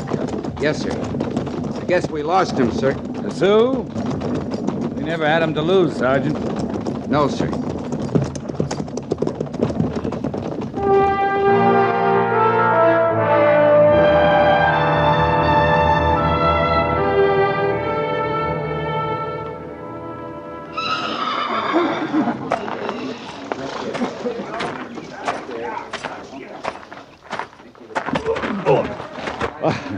I declare, Captain, I'm real sorry about that. No harm done. You better get on with your job, Trooper. Patchen's the name. That's if you don't remember. I remember. I kept hoping I'd bump into you, Captain, sir. Sure enough, I did. You been with B Company long? Just a week. I didn't want to bother you, seeing you was heading up this big engine chasing operation. I didn't see any engines myself, but the men keep telling me they must be somewhere around. Captain Quince wouldn't be out chasing them. We're moving back to Fort Laramie starting tomorrow. When we get there, I'll see you get a transfer to another company. Now, I'm sorry to hear you say that, Captain. I've been looking forward to this reunion longer than I can tell. Tell the truth, I thought you'd hold a higher rank by now, seeing men like Custer and McKenzie are generals. And you're their equal, I could swear to that. I've been telling them. You got a job to do, Trooper. Better get on with it. Is that an order, Captain, sir? That's an order. Yes, sir.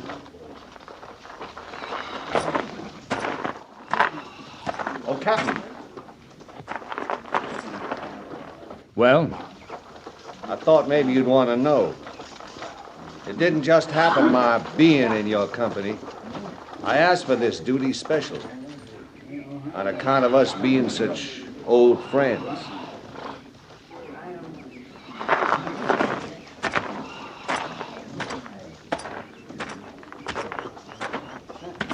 I guess you remembered him all right, Captain. When was that, Drury? Patchen, sir. He was worried for fear you might not remember who he was. That so? I told him. I knew you'd recollect. You're just not the kind of man to forget a friend. He's been talking to you a lot, Drury? I'll put it this way, sir. I know you a lot better since meeting up with Patchen. I wonder. Well, I feel I do. The rest of the men, they feel like I do. We wasn't surprised to hear it exactly, but we sure didn't know you mapped campaigns for General Sheridan. General Cook, too. And all them acts of bravery when you led the Trooper. charge. Yes, sir? You got duty with the mess sergeant, right? That's right, sir. Move out. Yes, sir.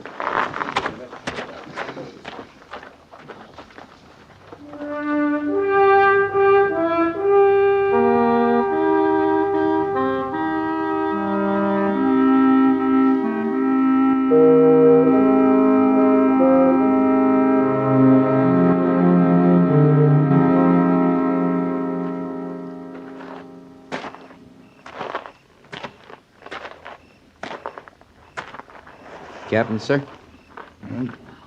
What is it, Gorse? The camp's most bedded down, Captain.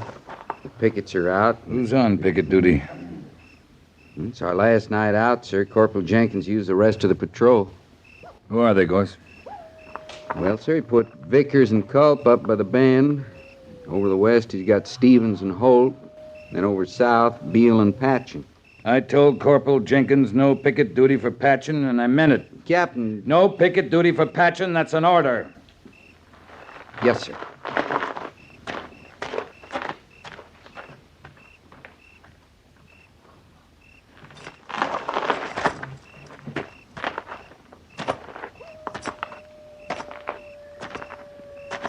Captain?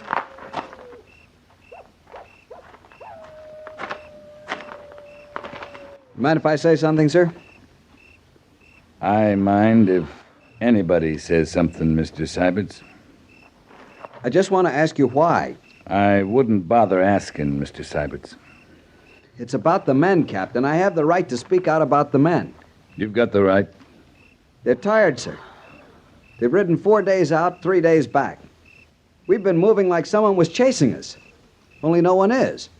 Any other observations, Mr. Syberts? Yes, sir. Everyone stood his turn at picket duty. Everyone but Patchen. You're getting awful close to asking why again, Mr. Syberts. I'm sure you have a reason, Captain. I hope it's a good one, because the men don't understand. I think we got a morale problem. We won't have it long. We'll be back at the fort tomorrow. Captain, if you'd like Good night, Mr. Syberts.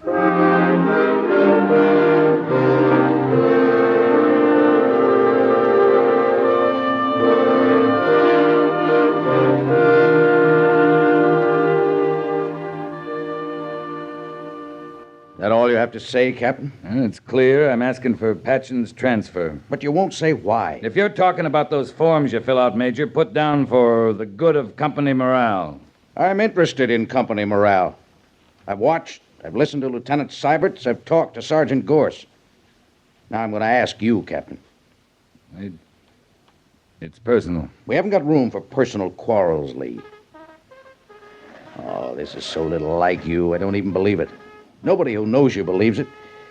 You don't let these things happen. We're going to talk about that transfer? No, we're going to talk about morale. Well, suppose I transfer this man. What good would that do? You've got a company out there. They're going to be here whether Patchen's transferred or not. They watched this man get to you. As nearly as I can tell, he's been killing you with kindness. That's what he's trying to do. Why? Why? He hates my guts. Goes way back. No picket duty for Patchen. Why? I like my camp safe when I'm in hostile territory, Major. It'll be a lot of trouble to get his Army record clear back to the war. But I'll go to that trouble, Lee, if you don't tell me.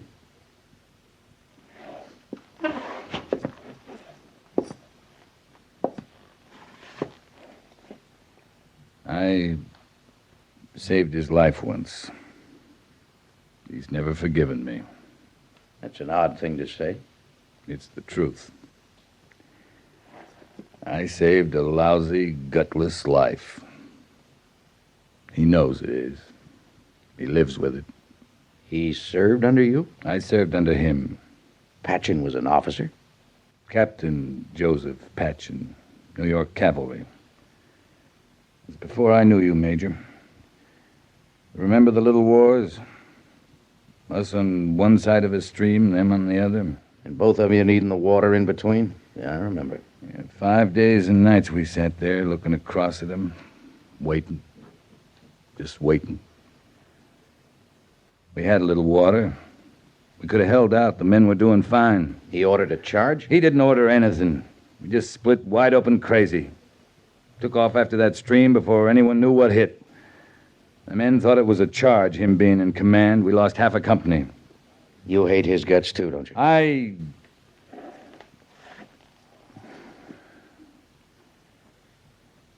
Every good man's got fear in him. I don't mind honest fear.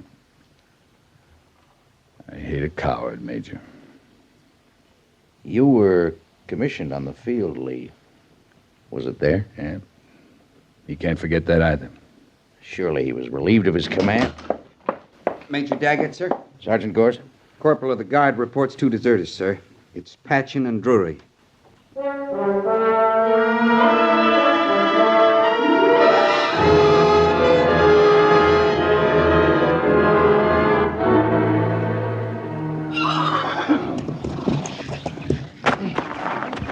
Pick your men, Sergeant. Fan out around the house. Check the barn. Yes, sir. Holt, Vickers, cover the barn. You, Beal, Culp, the corral. Stevens and Fredericks. You, Stewart, you come with me. Afternoon to you, mister. They trample that young wheat the Army will owe me. We didn't come here to trample your crop. We're looking for deserters. New kind of grain, supposed to be special for the high plains. I put a lot of money in that grain. I want it to come up. 2 men. One just turned 20, the other older. My age or better. I thought the Army was for fighting Indians. Give that up, didn't they? You need men to fight Indians, mister. Don't look at me. I got enough trouble trying to prove up land like this. Didn't intend to ride off. I meant to stay with horses. Thought I could raise them. Good enough grazing land. Well, the Indians run the horses off. I'd get them growing strong on the grass. About that time, here they'd come. Indians. You don't keep horses now? A couple. They're not extra. I'm going to have to look in your house, mister. Well, I suppose you are.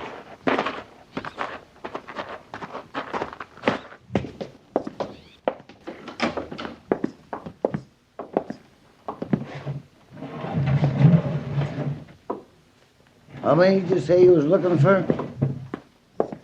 2. Got quite a few soldiers along looking for 2 men. There's some kind of penalty for hiding soldiers who take a notion to run? The Army don't take kindly to it, mister. Couldn't shoot a body, though, could you? You've seen him? You don't see many folks out this way. You and your soldiers are more than I've seen in months. How long since you've been in Laramie Village? Oh, a long time. I stay pretty close here.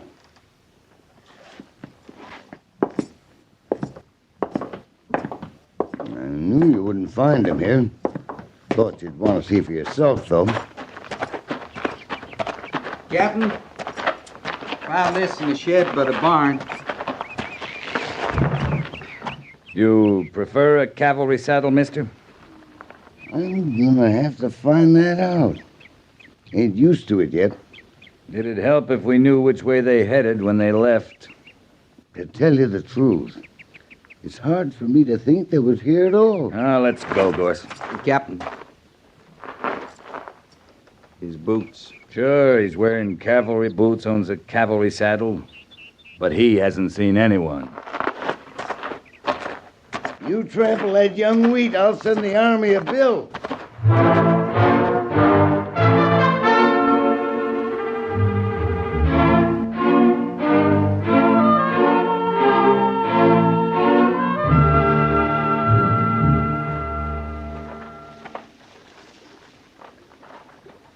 You going up to the house at all, Captain? Talk to him? Yeah, talking to him didn't do any good. Kind of a sniveling one. Kept wanting to know why the captain himself didn't come to him, ask the questions. He took it real personal like.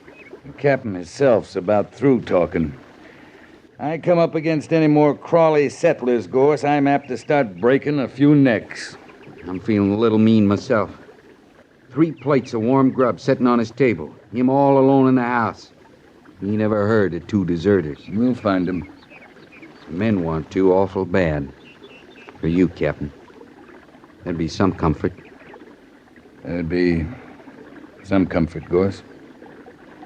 I sure feel bad about Drury. He was going to make a good trooper. Yeah, I know. I thought sure Patchen would be out here near the stream. He gets an awful thirst sometimes. Let's check that barn again. Yes, sir. There's only about 2 hours of daylight left. I hate to give him a night's start in this country. We're not going to. Oh, Captain.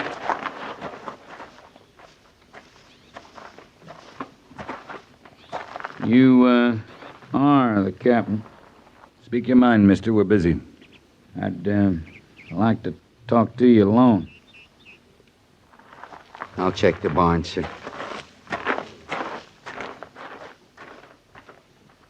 All right, talk. I've been sitting up in the house trying to remember. I ain't sure, but seems to me I read somewheres once that there was a reward for turning in deserters. Now, did I just dream that? There's a $20 reward, mister. Only $20? $20. Oh, ain't very much, is it? I don't suppose you're prepared to go any higher. I'm not prepared to go that high, mister. But the Army figures it's worth $20. $20 a piece? That's it. 8 men looking for 2 men. And the total price on their heads is $40. Ain't no bargain, Captain. It sure isn't. Total pay for the 8 men looking is $4 a day. 50 cents apiece. Is that all? And the price isn't just for their heads, mister. We'd have to insist on the rest of them, In too. here, Captain.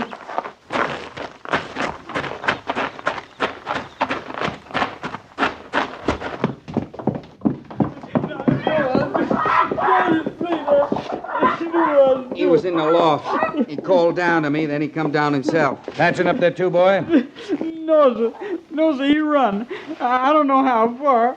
I don't know how long ago. Captain, I don't know nothing. You stay with him, Gorse. I'm going to find Patchen. Yes, sir. No, Captain, don't you leave yet. You hear me out, will you, please? Sergeant Gorse will hear you out. Patchen's got everything, Captain. He's got himself every kind of gun you ever saw. His and mine. All we could buy is steel. He's going to be waiting for you, Captain. I hope he is. You got to know my shame. It don't seem now it could have happened to me. It worked on me so slow, I didn't even know it was happening. But I know now. I feel all the ugly shame of it. Talking's not much good now, Drury. I ain't talking to save myself, Captain. I know that ain't right. I know it can't be. I'm talking to understand. And for you to know I'm crawling with the shame of it. The crawling's uglier than the shame, boy.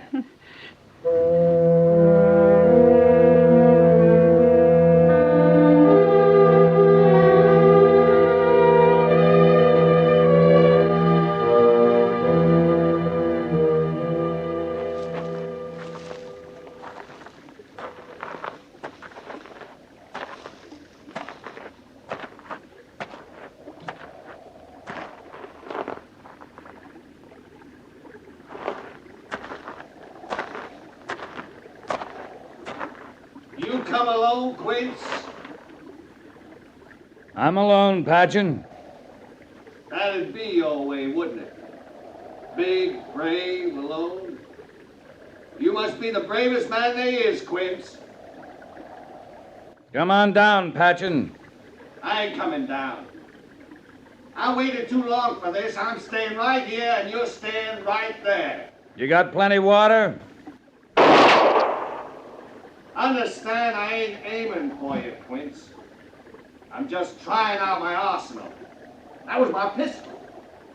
You're never gonna last without water, Patchen. I got 2 canteens, mine and Drury's. You could hit me if you tried good. You got a reason for not killing me, Patchen? That last was my rifle. I got me a buffalo gun off the settler, blow you clean away. You wouldn't even leave no spot, Quince. Come on down. We're gonna do this slow, Captain. Just you and me. Maybe my shots will get a little closer to you from time to time.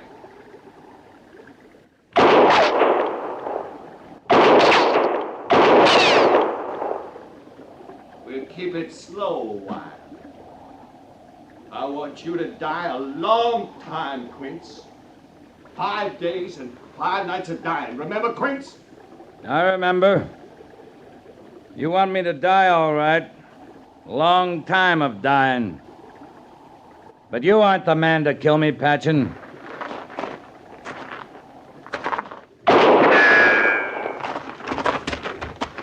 You ain't coming after me. You ain't that brave, Quince.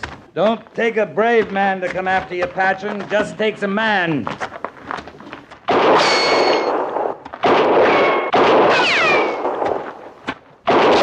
I hated you a long time. If I have to do, I could hate you dead. You hate yourself, Patchen. Wouldn't feel good killing me. You'd still have yourself. You're gonna kill me? That what you coming to do? Kill me?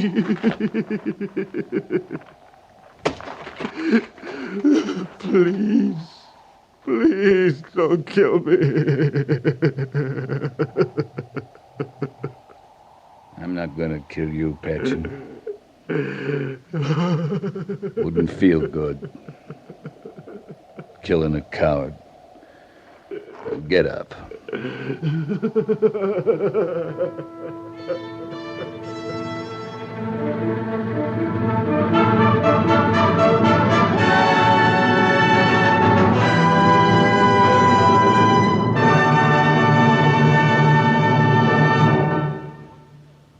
Fort Laramie is produced and directed by Norman MacDonald and stars Raymond Burr as Lee Quince, Captain of Cavalry, with Vic Perrin as Sergeant Gorse.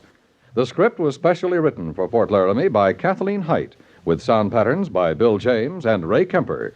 Musical supervision by Amerigo Marino. Featured in the cast were Sam Edwards, Paul Duboff, James Nusser, and Herb Vigran. Jack Moyles is Major Daggett, and Harry Bartell is Lieutenant Seiberts.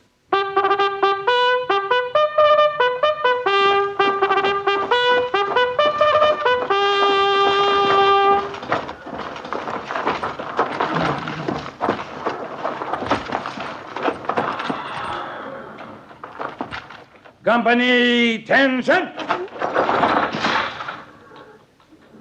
Dismiss.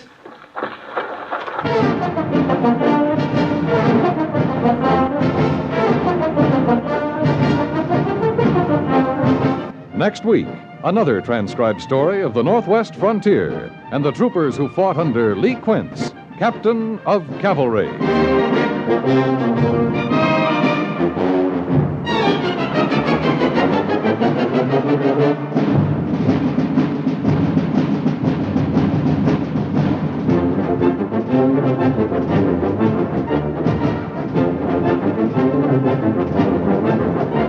Each year, new automobiles come equipped with new and better devices for safety and comfort.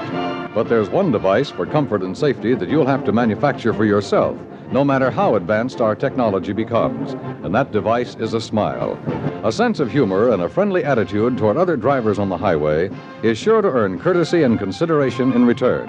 And courtesy and consideration are big safety factors on the highway. Check the gas, the oil, and make sure you've brought along your smile.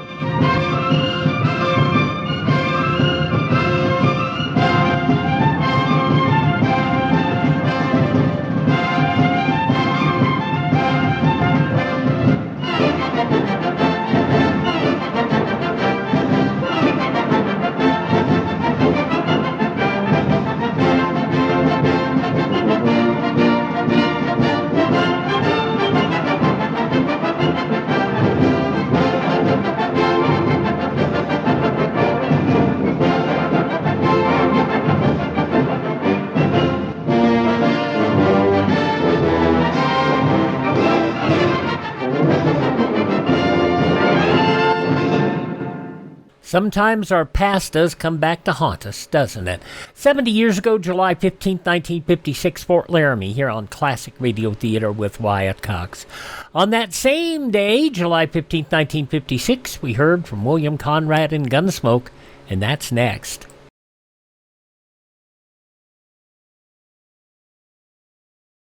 Listen and learn through civil defense. This is Johnny Cash. I'd like all of you to remember that America can withstand enemy attack if we support the emergency plans of our community and learn to help ourselves.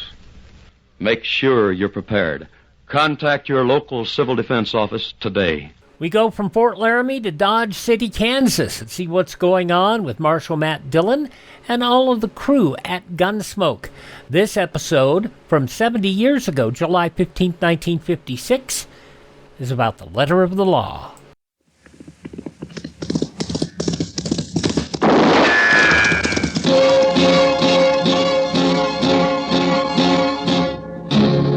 Gunsmoke, brought to you by Chesterfield. Chesterfield packs more pleasure because it's more perfectly packed, thanks to Accuray. They satisfy the most. Around Dodge City and in the territory on West, there's just one way to handle the killers and the spoilers, and that's with a U.S. Marshal and the smell of Gunsmoke.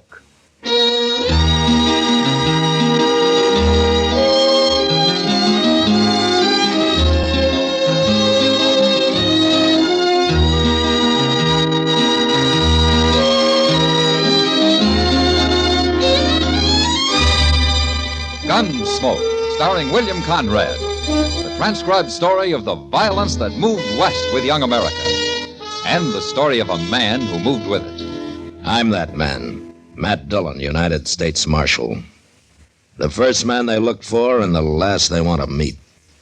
It's a chancy job, and it makes a man watchful and a little lonely.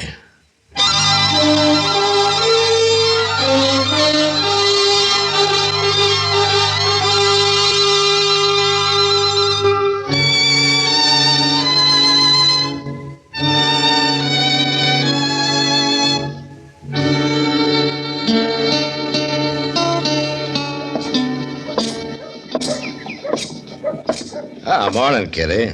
Well, you're out early today. I'm a working man. I have to keep regular hours. Then what were you doing at the Long Branch at 2 o'clock this morning? Well, sometimes it's a regular 24 hours, just like you. Well, at least I make good money at it. Kitty, would you really like to see me settle down and run a saloon? You might get to like it. All right, I'll do it. When? But I'm about 50. I thought so. Good morning, Miss Kitty. Oh, hello, Chester. Here's a letter for you, Mr. Dillon. Oh, thanks, Chester.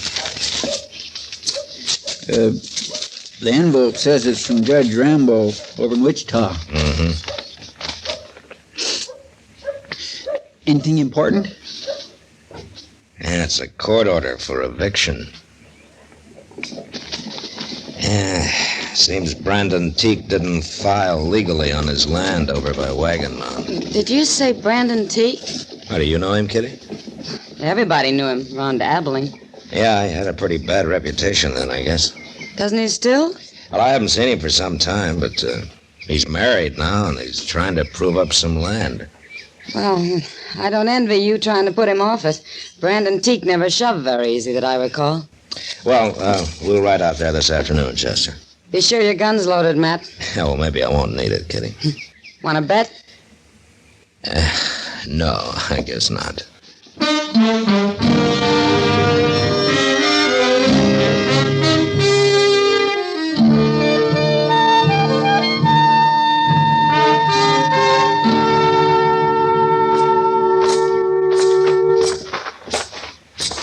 You ask me, Teak's gone to build himself a mighty nice place out here, Mr. Dillon. Yeah, he's doing fine.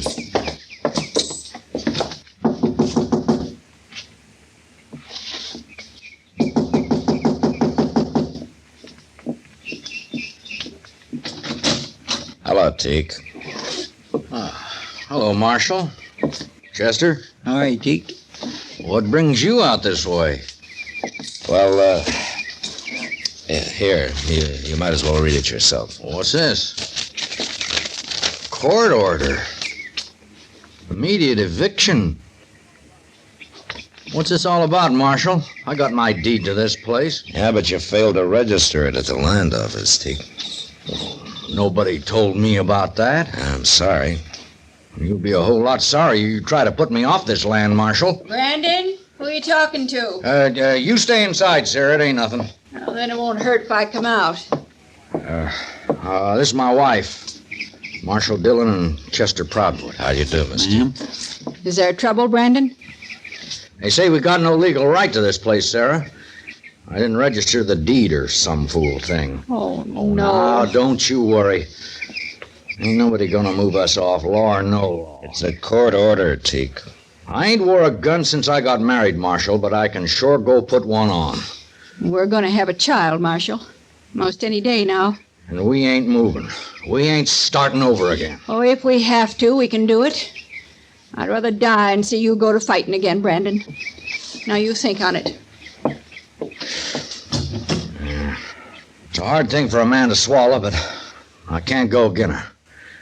I ain't putting on my gun. Now, why don't you go in and tell her that? When'll I tell her we gotta get off the place? Oh, there's no hurry. What about that immediate eviction? Well, I'll be responsible for that. I guess I ought to be grateful to you. No, Teak, not to me. Well, goodbye. Bye, Marshal. Chester. Bye, Teak.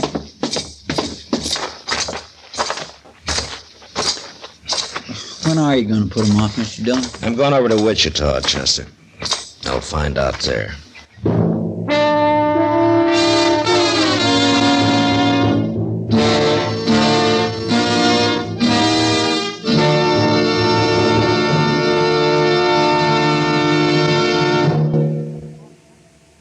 You've heard Bobby Haggart whistling it on radio and television.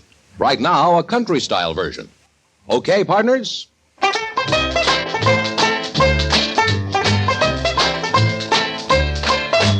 Packs more pleasure, packs more pleasure. Chesterfield packs more pleasure because Chesterfield's more perfectly packed.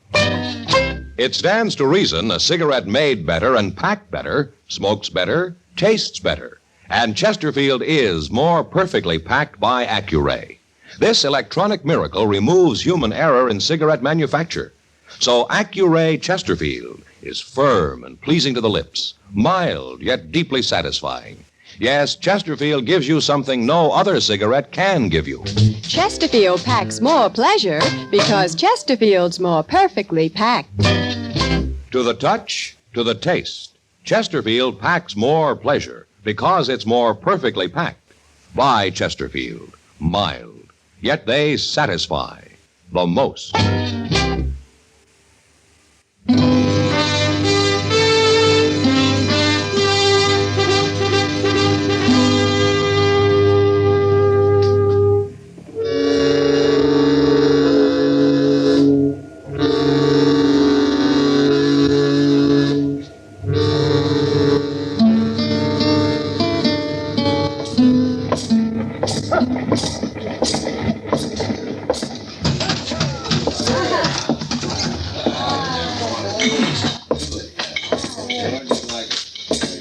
Hello, Judge.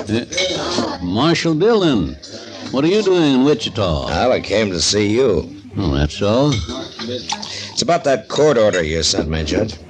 Which court order, Marshal? The one to evict Brandon Teak off his land near Wagon Mountain. Oh, that. Yes, I remember. What's the trouble? Is he putting up a fight? No, he isn't. Well, he sure must have changed. I remember Teak around here. He was a wild one. Well, he's married now, Judge. As a matter of fact, they're expecting a child any day. A child? Mm-hmm. So, I told him that they could take their time about moving. Take their time? Yeah. That order was to evict them at once, Marshal. Yeah, I know that, Judge.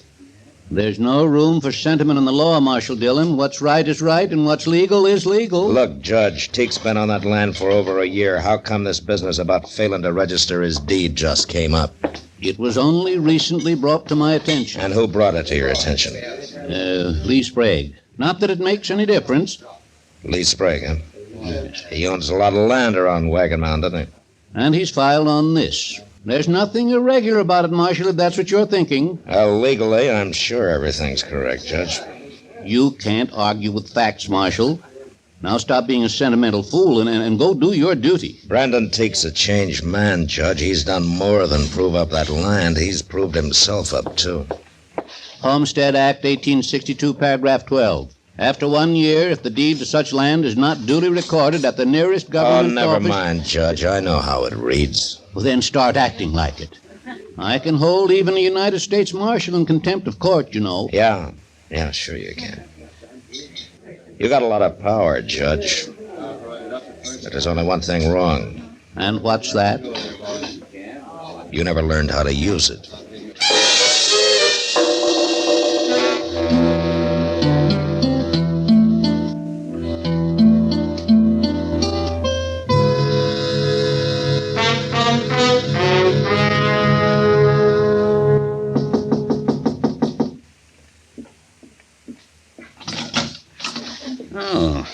Marshal Dillon. I want to talk to you, Sprague. Come in. Thank you. How'd you know I was in Dodge today? I found out. It's about Brandon Teak, Sprague. Something wrong? No, not legally. Judge Rambo made that pretty clear. Want to tell me what's bothering you, Marshal? Yeah, sure. I think Brandon Teak deserves that land more than you do. Marshal, I'm in the land and cattle business, and I'm making out mighty well. No man can accuse me of ever doing anything illegal or dishonest. But everybody knows I practice sharp, and I'll go on practicing sharp, too.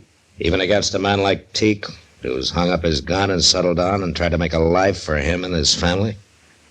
What do you mean, his family? There's a child coming any day now.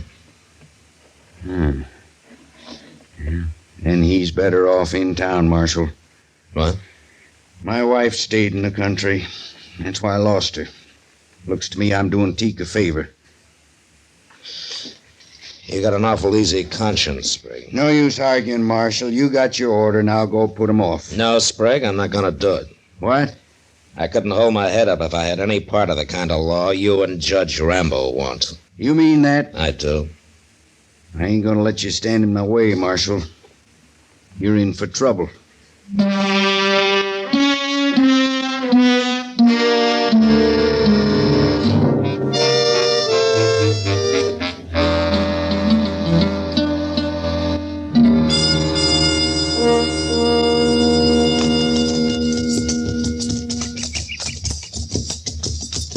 Brandon Teak and his missus both talking that fellow, Mr. Dillon. You recognize him, Chester? No, sir, I don't. He's a stranger to me. Ah.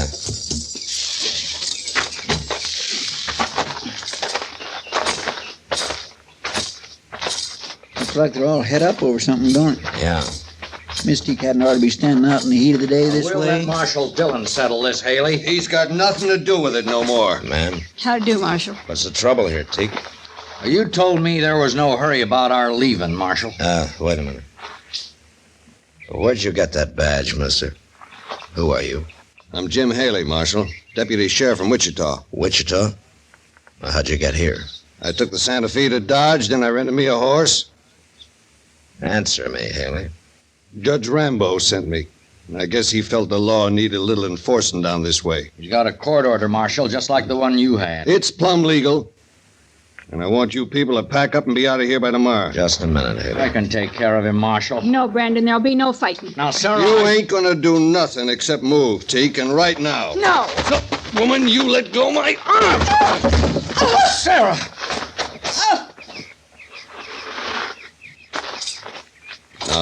Now, wait a minute, Marshal.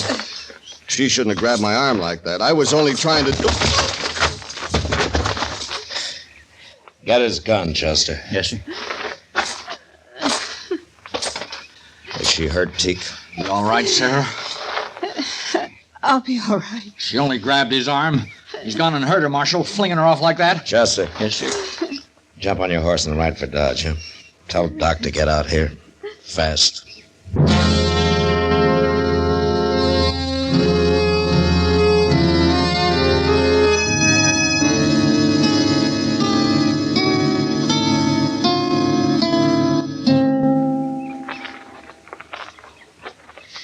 Ain't Doc never coming out of that house? Yeah. It's been a long time, hasn't it? She shouldn't have grabbed me. I didn't mean to hurt her. Haley, why don't you keep quiet? Nobody wants to hear from you. Look, Mr. Dillon, there's Doc. Huh? You don't look none too happy. Well, Doc? The baby's dead, man. Oh, my. That's too bad. Well, I didn't do it. I only pushed her a little. I told you to shut up, Haley. There wasn't a chance of saving the baby. It's her I've been working on. And she's going to be all right now, Matt. Yeah. Well, good for that, anyway. Hey, Doc, tell you, Marshal? Hey, yeah, Teak. I'm sorry to hear it. I'm sorry, too, but you can't blame me for it. Haley, I just now promised my wife I wouldn't kill you. Don't make me break it. Come on, Haley. I'm taking you to Dodge with me. Hey, now, look here. Ain't you forgetting I'm a lawman, too, Marshal? I'd like to forget it. It doesn't make me very proud of being one. I come here to do a job, and I'm going to do it. I promised her I wouldn't kill you now, Haley, but you come back here, and I promise you I will. A man can only take so much. I'll be back. No, you won't. I'm throwing you in jail for a while. Jail? Teak, as soon as your wife's better, you come see me, huh? I don't know what I can do, but things aren't going on this way.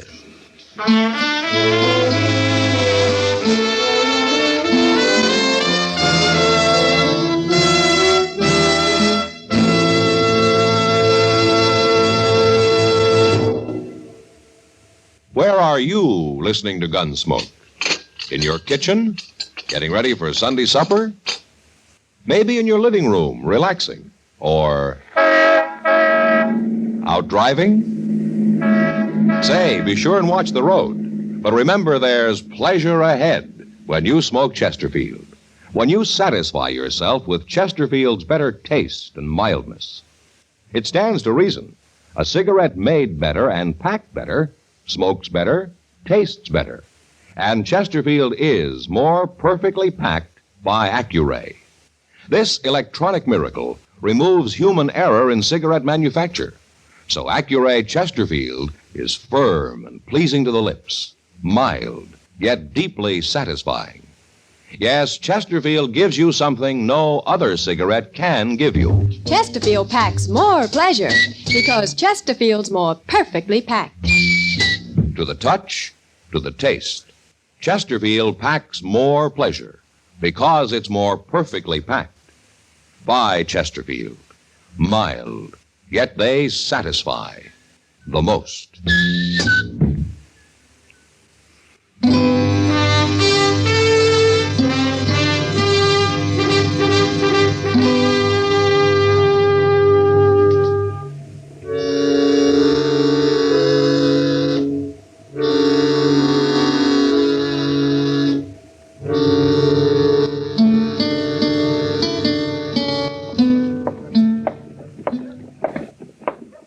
Hello, Chester. Hello, Doc.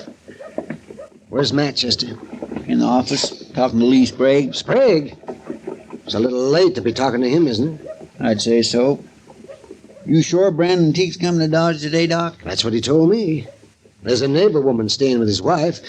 Not that she really needs anybody now. Well, I'm glad to hear that. It's only been a week, but she's a strong woman. Oh, well, here we are. Huh?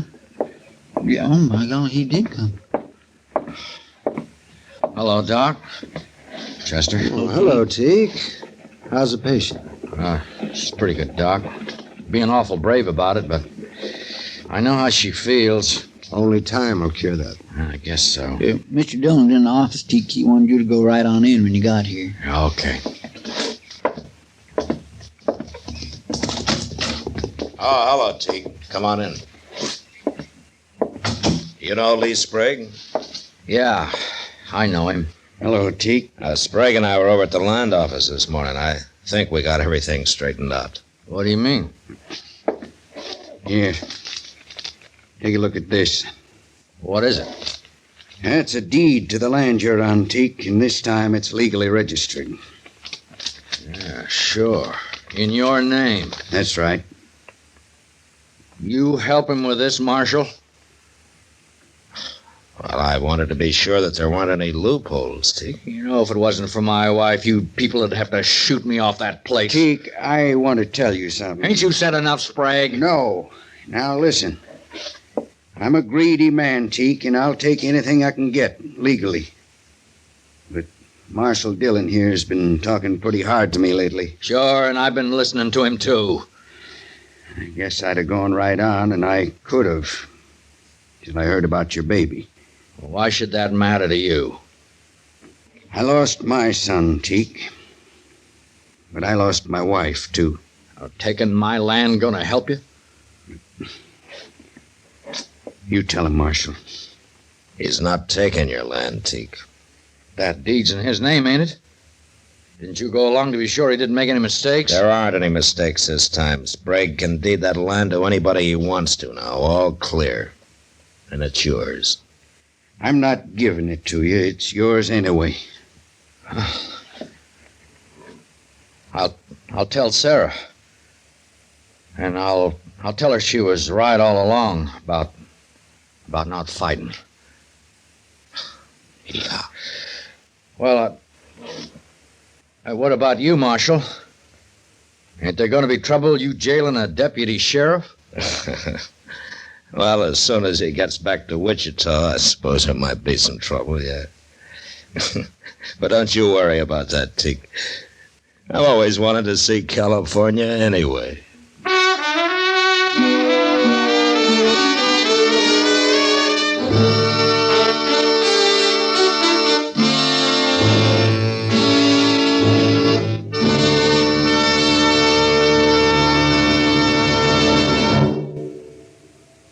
In a moment, our star, William Conrad. What's your idea of vacation pleasure?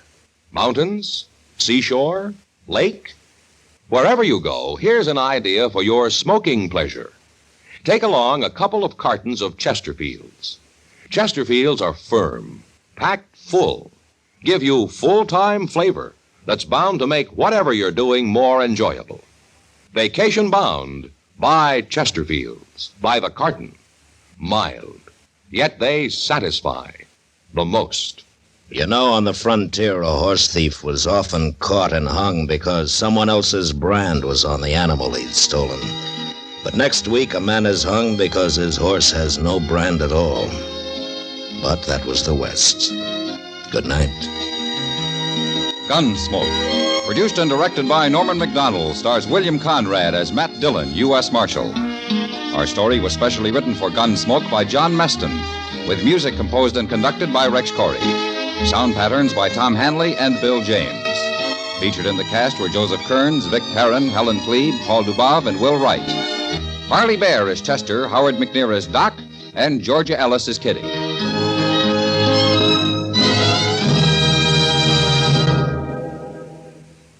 Live modern. Smoke L&M. Live modern. Change to L&M. Only with L&M can you enjoy the full, exciting flavor of today's finest tobaccos through the modern miracle of the pure white Miracle Tip. So light up, free up, let your taste come alive. Live modern. Smoke L&M. Live modern. Change to L&M. Join us again next week for another specially transcribed story on Gunsmoke.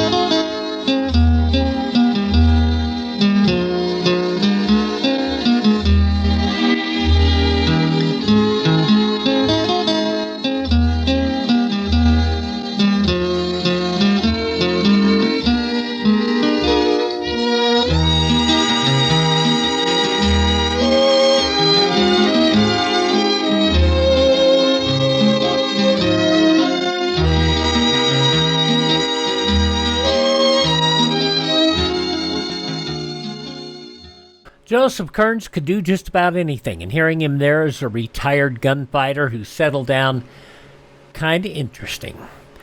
70 years ago, July 15th, 1956, Gunsmoke on Classic Radio Theater with Wyatt Cox. Now, we'll visit Claudia. Well, in a moment.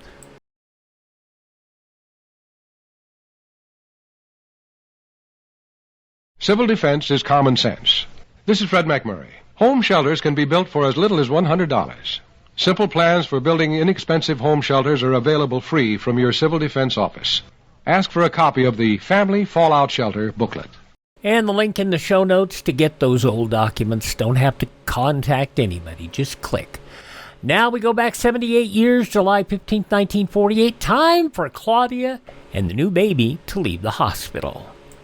Your Coca-Cola bottler presents Claudia, based on the famous play and novels by Rose Franken. Brought to you transcribed Monday through Friday by your friendly neighbor who bottles Coca-Cola. Relax, and while you're listening, refresh yourself. Have a Coke. And now, Claudia. Dum, dum, da-dum, dum. It isn't even raining, Mama. And why should it be raining? Oh, I don't know. It'd all be so much more dramatic if it were raining today. I bet you if this were a movie, it'd be raining. As a matter of fact, it rained the day I brought you home from the hospital. You see? This sunny weather, this cool breeze is much too perfect. Things just don't happen like this. Don't look a gift horse in the mouth, Claudia. We'll have enough trouble getting you and all your luggage home without asking for a storm. Don't forget the baby. He's the nicest piece of luggage I ever had. Probably the most expensive. Do you ever think of anything but money? I don't think about money much. Except how easily it goes. Well, tend to our packing for a minute.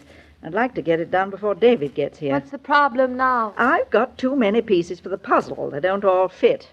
Well, that's funny. Everything fit when I came in. Things even rattled. I certainly did well with perfume, didn't I? I think you had a baby for the presents you'd receive. We'll make a separate bundle, Mama. That's what we'll do. I can just see us going home. Now, what about these 6 nightgowns? You'd look lovely in them, all at once.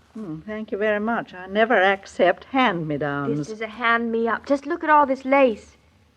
Say, maybe I can take it off and make a blouse of it. Or use it to trim that old blue serge of mine. You'll do nothing of the sort. But I hate nightgowns. Oh, well, keep the nightgowns. Yes. I'm greedy. Now, what about these books? I haven't read them yet. You ever intend to? No. Then let's leave them here. I should say not. We've got rows and rows of empty bookshelves on the farm. So, I'll keep the books. I wish I'd thought to bring a trunk. Here, give me that wrapping paper and string. Yes, ma'am.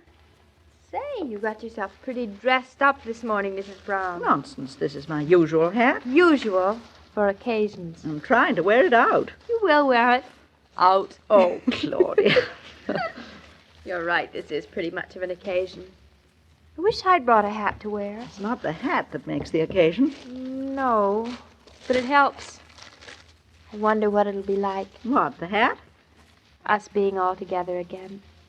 You, David, me, with the baby. It'll be all right. Well, that's the best I can do about the packing. David can take the suitcase and this bundle of books, and I'll carry the nightgowns and the perfume. And the radio. And the bed jackets and the blanket And cover. I will carry the baby. We'll see about that. Of course I'll carry him. Who else is going to? I'll tie him up with the books, and David can carry both in one hand. Here, let's pile everything up neatly by the door. Claudia, put down that suitcase. Oh, darling, you're here. Put down that suitcase. Oh, I didn't even know I was holding it. All right. Don't get so excited. I'll put it down. Utter little imbecile. Is that all you have to say to me? No, I have more. But it'll wait till we get home. Picking up a suitcase. But I've had the baby. How long does this nonsense go on? What are we going to do with her, Mother? I think we'll tie her to the bedpost. David, why do you look so warm? Because it's snowing out. It's wonderfully cool up here in my ivory tower. There's even a breeze. Well, you better pack it up with the baby. We'll be able to use that breeze at home. I'll go down the hall and see if the nurse is ready with my grandson. Her grandson. Listen to how possessive she is. Well, he is, isn't he? A mere coincidence, Mama. I wouldn't exactly call it that, but we'll discuss it later. David, get her to sit down, will you? She's been on my neck all the morning. Now, you heard Mama. Sit down. And not on my neck. All right, Grumpy. Did you bring the car? It's downstairs. I managed to park it right around the corner from the hospital. That was lucky. David, do I look funny? Not any funnier than usual. Why? Thank you. But I feel funny in these clothes. You look all right in them. Gee, thanks, mister. Nothing at all. I haven't had this dress on since last year. You look just like yourself again. Skinny malink. Oh, What did you expect? an improvement. No such luck. I'm starting to feel just like myself, too. Uh-oh. What did you expect? An improvement? Come on, darling, cheer up. You're perfect just the way you are for I me. better be. Because the way I are seems to be pretty final. Good. Just think, in another few days, we're going to be back up to the farm. You'll like that, won't you? It'll be good. Be more of a farm, too, won't it? Now that we have something to raise. I'm glad we bought the farm. It's really like going home. You're going to be pretty busy, little girl. Never too busy. We have a lot ahead of us, darling. And a lot behind us. The best part is ahead. That's the way I like to hear you talk. I just hope I can live up to it. I really haven't known what it's like having a baby so far. Everything's so neatly taken care of for me. This hospital's so efficient. The nurses know so well what they're doing. I've been like Lady Godiva in her tower. I think you're thinking of Lady somebody else. Well, you know who I mean. I feel as if I sort of lost touch. I haven't had to think about anything or do anything. I've been just like a turtle. Well? Now I've got to come out of this nice, safe shell. David, I'm an awful coward. I didn't mind coming to the hospital at all, but now I know. I feel a little of the same way bringing my whole family home. We're really going to come to grips with life from now on. You understand everything, don't you? No. Except about you. You are an open book. What's the next chapter? And they lived happily ever after. If only my knees didn't feel so wobbly still. Oh, once you're out of here and home, everything will be different. Hope so. Oh, where is Mama? Why doesn't she come back? Is everything ready to go? Everything.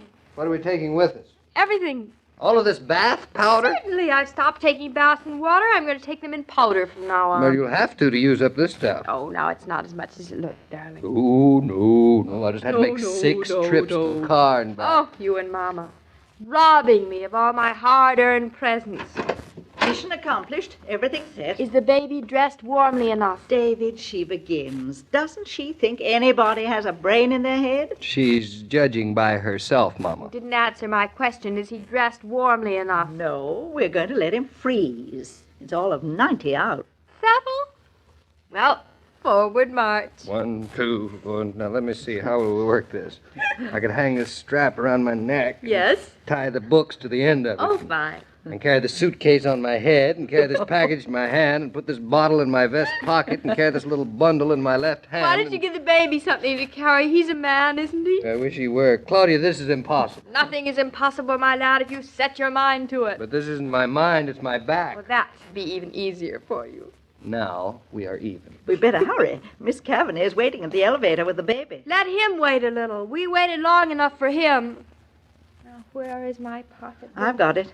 After you, Mother. We're off. Oh, here. Let me take those flowers. Can't I carry something? You carry yourself. There's so little of me left to carry. Meet you at the elevator. And don't dawdle. Coming? Yes, I'm coming. I'm just taking a last look before I shut the door behind me. You'll be safe, darling. I'll see to that. I'm ready now. You make a pretty picture. Loaded like a burro. Because you're such a greedy little girl. Compliments. Oh, there's Mom at the end of the hall. Oh, and what is the small bundle in her arm? Oh, some cheap little thing I picked up here while I was at the hospital. Want to leave it behind? Well, it will clutter up the house, won't it? No doubt. Since we have him, we might as well just take him along. I wish you had hired a nurse to come home with us. Oh, Mama'd resent a nurse. She'd feel as if she weren't earning her way. Well, she can give us our money back. Well, you two finally made it. Can you see me under all of this load? Your ears are sticking out. Well, hang something on them. I'll carry the cause of all this trouble, Mama. Oh, look at him. How's he ever going to know I'm his mother if I never carry him? Look at him, David. His face all scrunched up. Oh. Smile, you dope. You're going home. Everything's all set. Now, you're sure you don't want a wheelchair, Mrs. Norton? Me in a wheelchair? Look, I've been walking for years. Miss Kavanagh, you've been very kind. We certainly have appreciated everything you've done. Oh, I've enjoyed it, Mrs. Norton. You've been a fine patient, and he's a good baby. Well, the last half of that is true. Mama. Has anybody rung for the elevator? I can only last about another 2 minutes of this. David, you look so silly. Have you got a match? Very funny. Humorous. How'd you like to be tickled? If you touched me, I'll put you back in the hospital. Darling, I don't think it's fair to make you carry all this home. Too late now. If I dropped one thing, I'd come apart like a house of cards. Miss Kavanagh, you know, my husband isn't a very strong man, and he just hates carrying bundles. Just look at him. He's wilting, poor man. Ring that elevator bell. So if you'd like to do him a favor, Miss Kavanagh, after all, since he ought to save his strength. What are you driving at, Claudia? We haven't got time. Just a minute, Grandma. I'm just trying to make things easier for David. Yes, Mrs. Norton. Please take all these things, take them up to the wards, and pass them around. All of this? Yep, I won't need them. Perfume, books, bath powder, nightgowns, bed jackets. It's all behind me now. Take them and give them away. For Mr. Norton's sake. Well, that's very kind of you. I'm sure they'll be appreciated. By David, most of all. Here, darling, put everything down. Elevator can take it upstairs. That was a nice thing to do, darling. You look so tired, David. Well, all right. If that's the reason you want to give. It wasn't so nice of me. It's just lazy. I just couldn't face having to find a place to store all this stuff away. That still isn't the whole reason, Mrs. Norton. I don't think it is either, Mother. Well, maybe it isn't. It's just that, I don't know, it seems that without anything else, with just the little bundle Mama's holding, we still have so much more than when we came. You know, on giving it about 6 thoughts, I've decided that, well, you're not such a bad girl. You know that? I don't know. Anyway, whether I'm good or bad, there's no credit to this, David. Giving's so easy when you've received so much. Oh, darling, I have so much. Let's go home.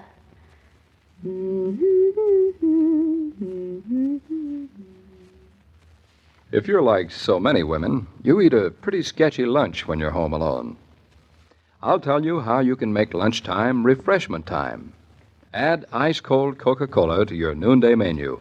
You'll find that Coke gives a party air to any meal. And it's so easy. All you have to do is keep plenty of Coke on ice. You don't even need a glass.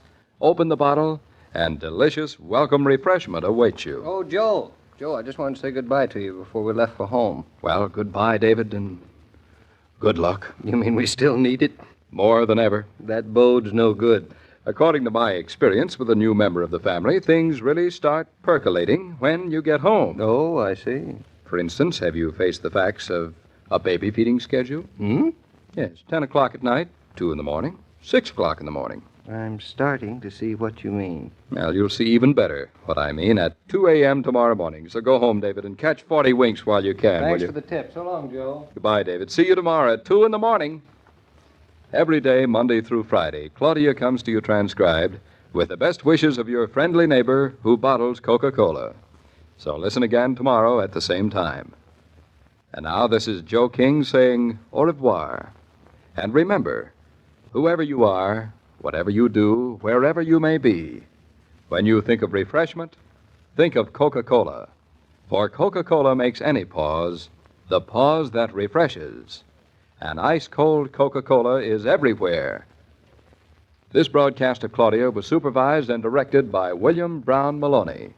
78 years ago, July 15th, 1948, Claudia here on Classic Radio Theater with Wyatt Cox. On our Thursday podcast, we'll have Mr. President starring Edward Arnold. Get your thinking cap on so you can figure out which president he's portraying.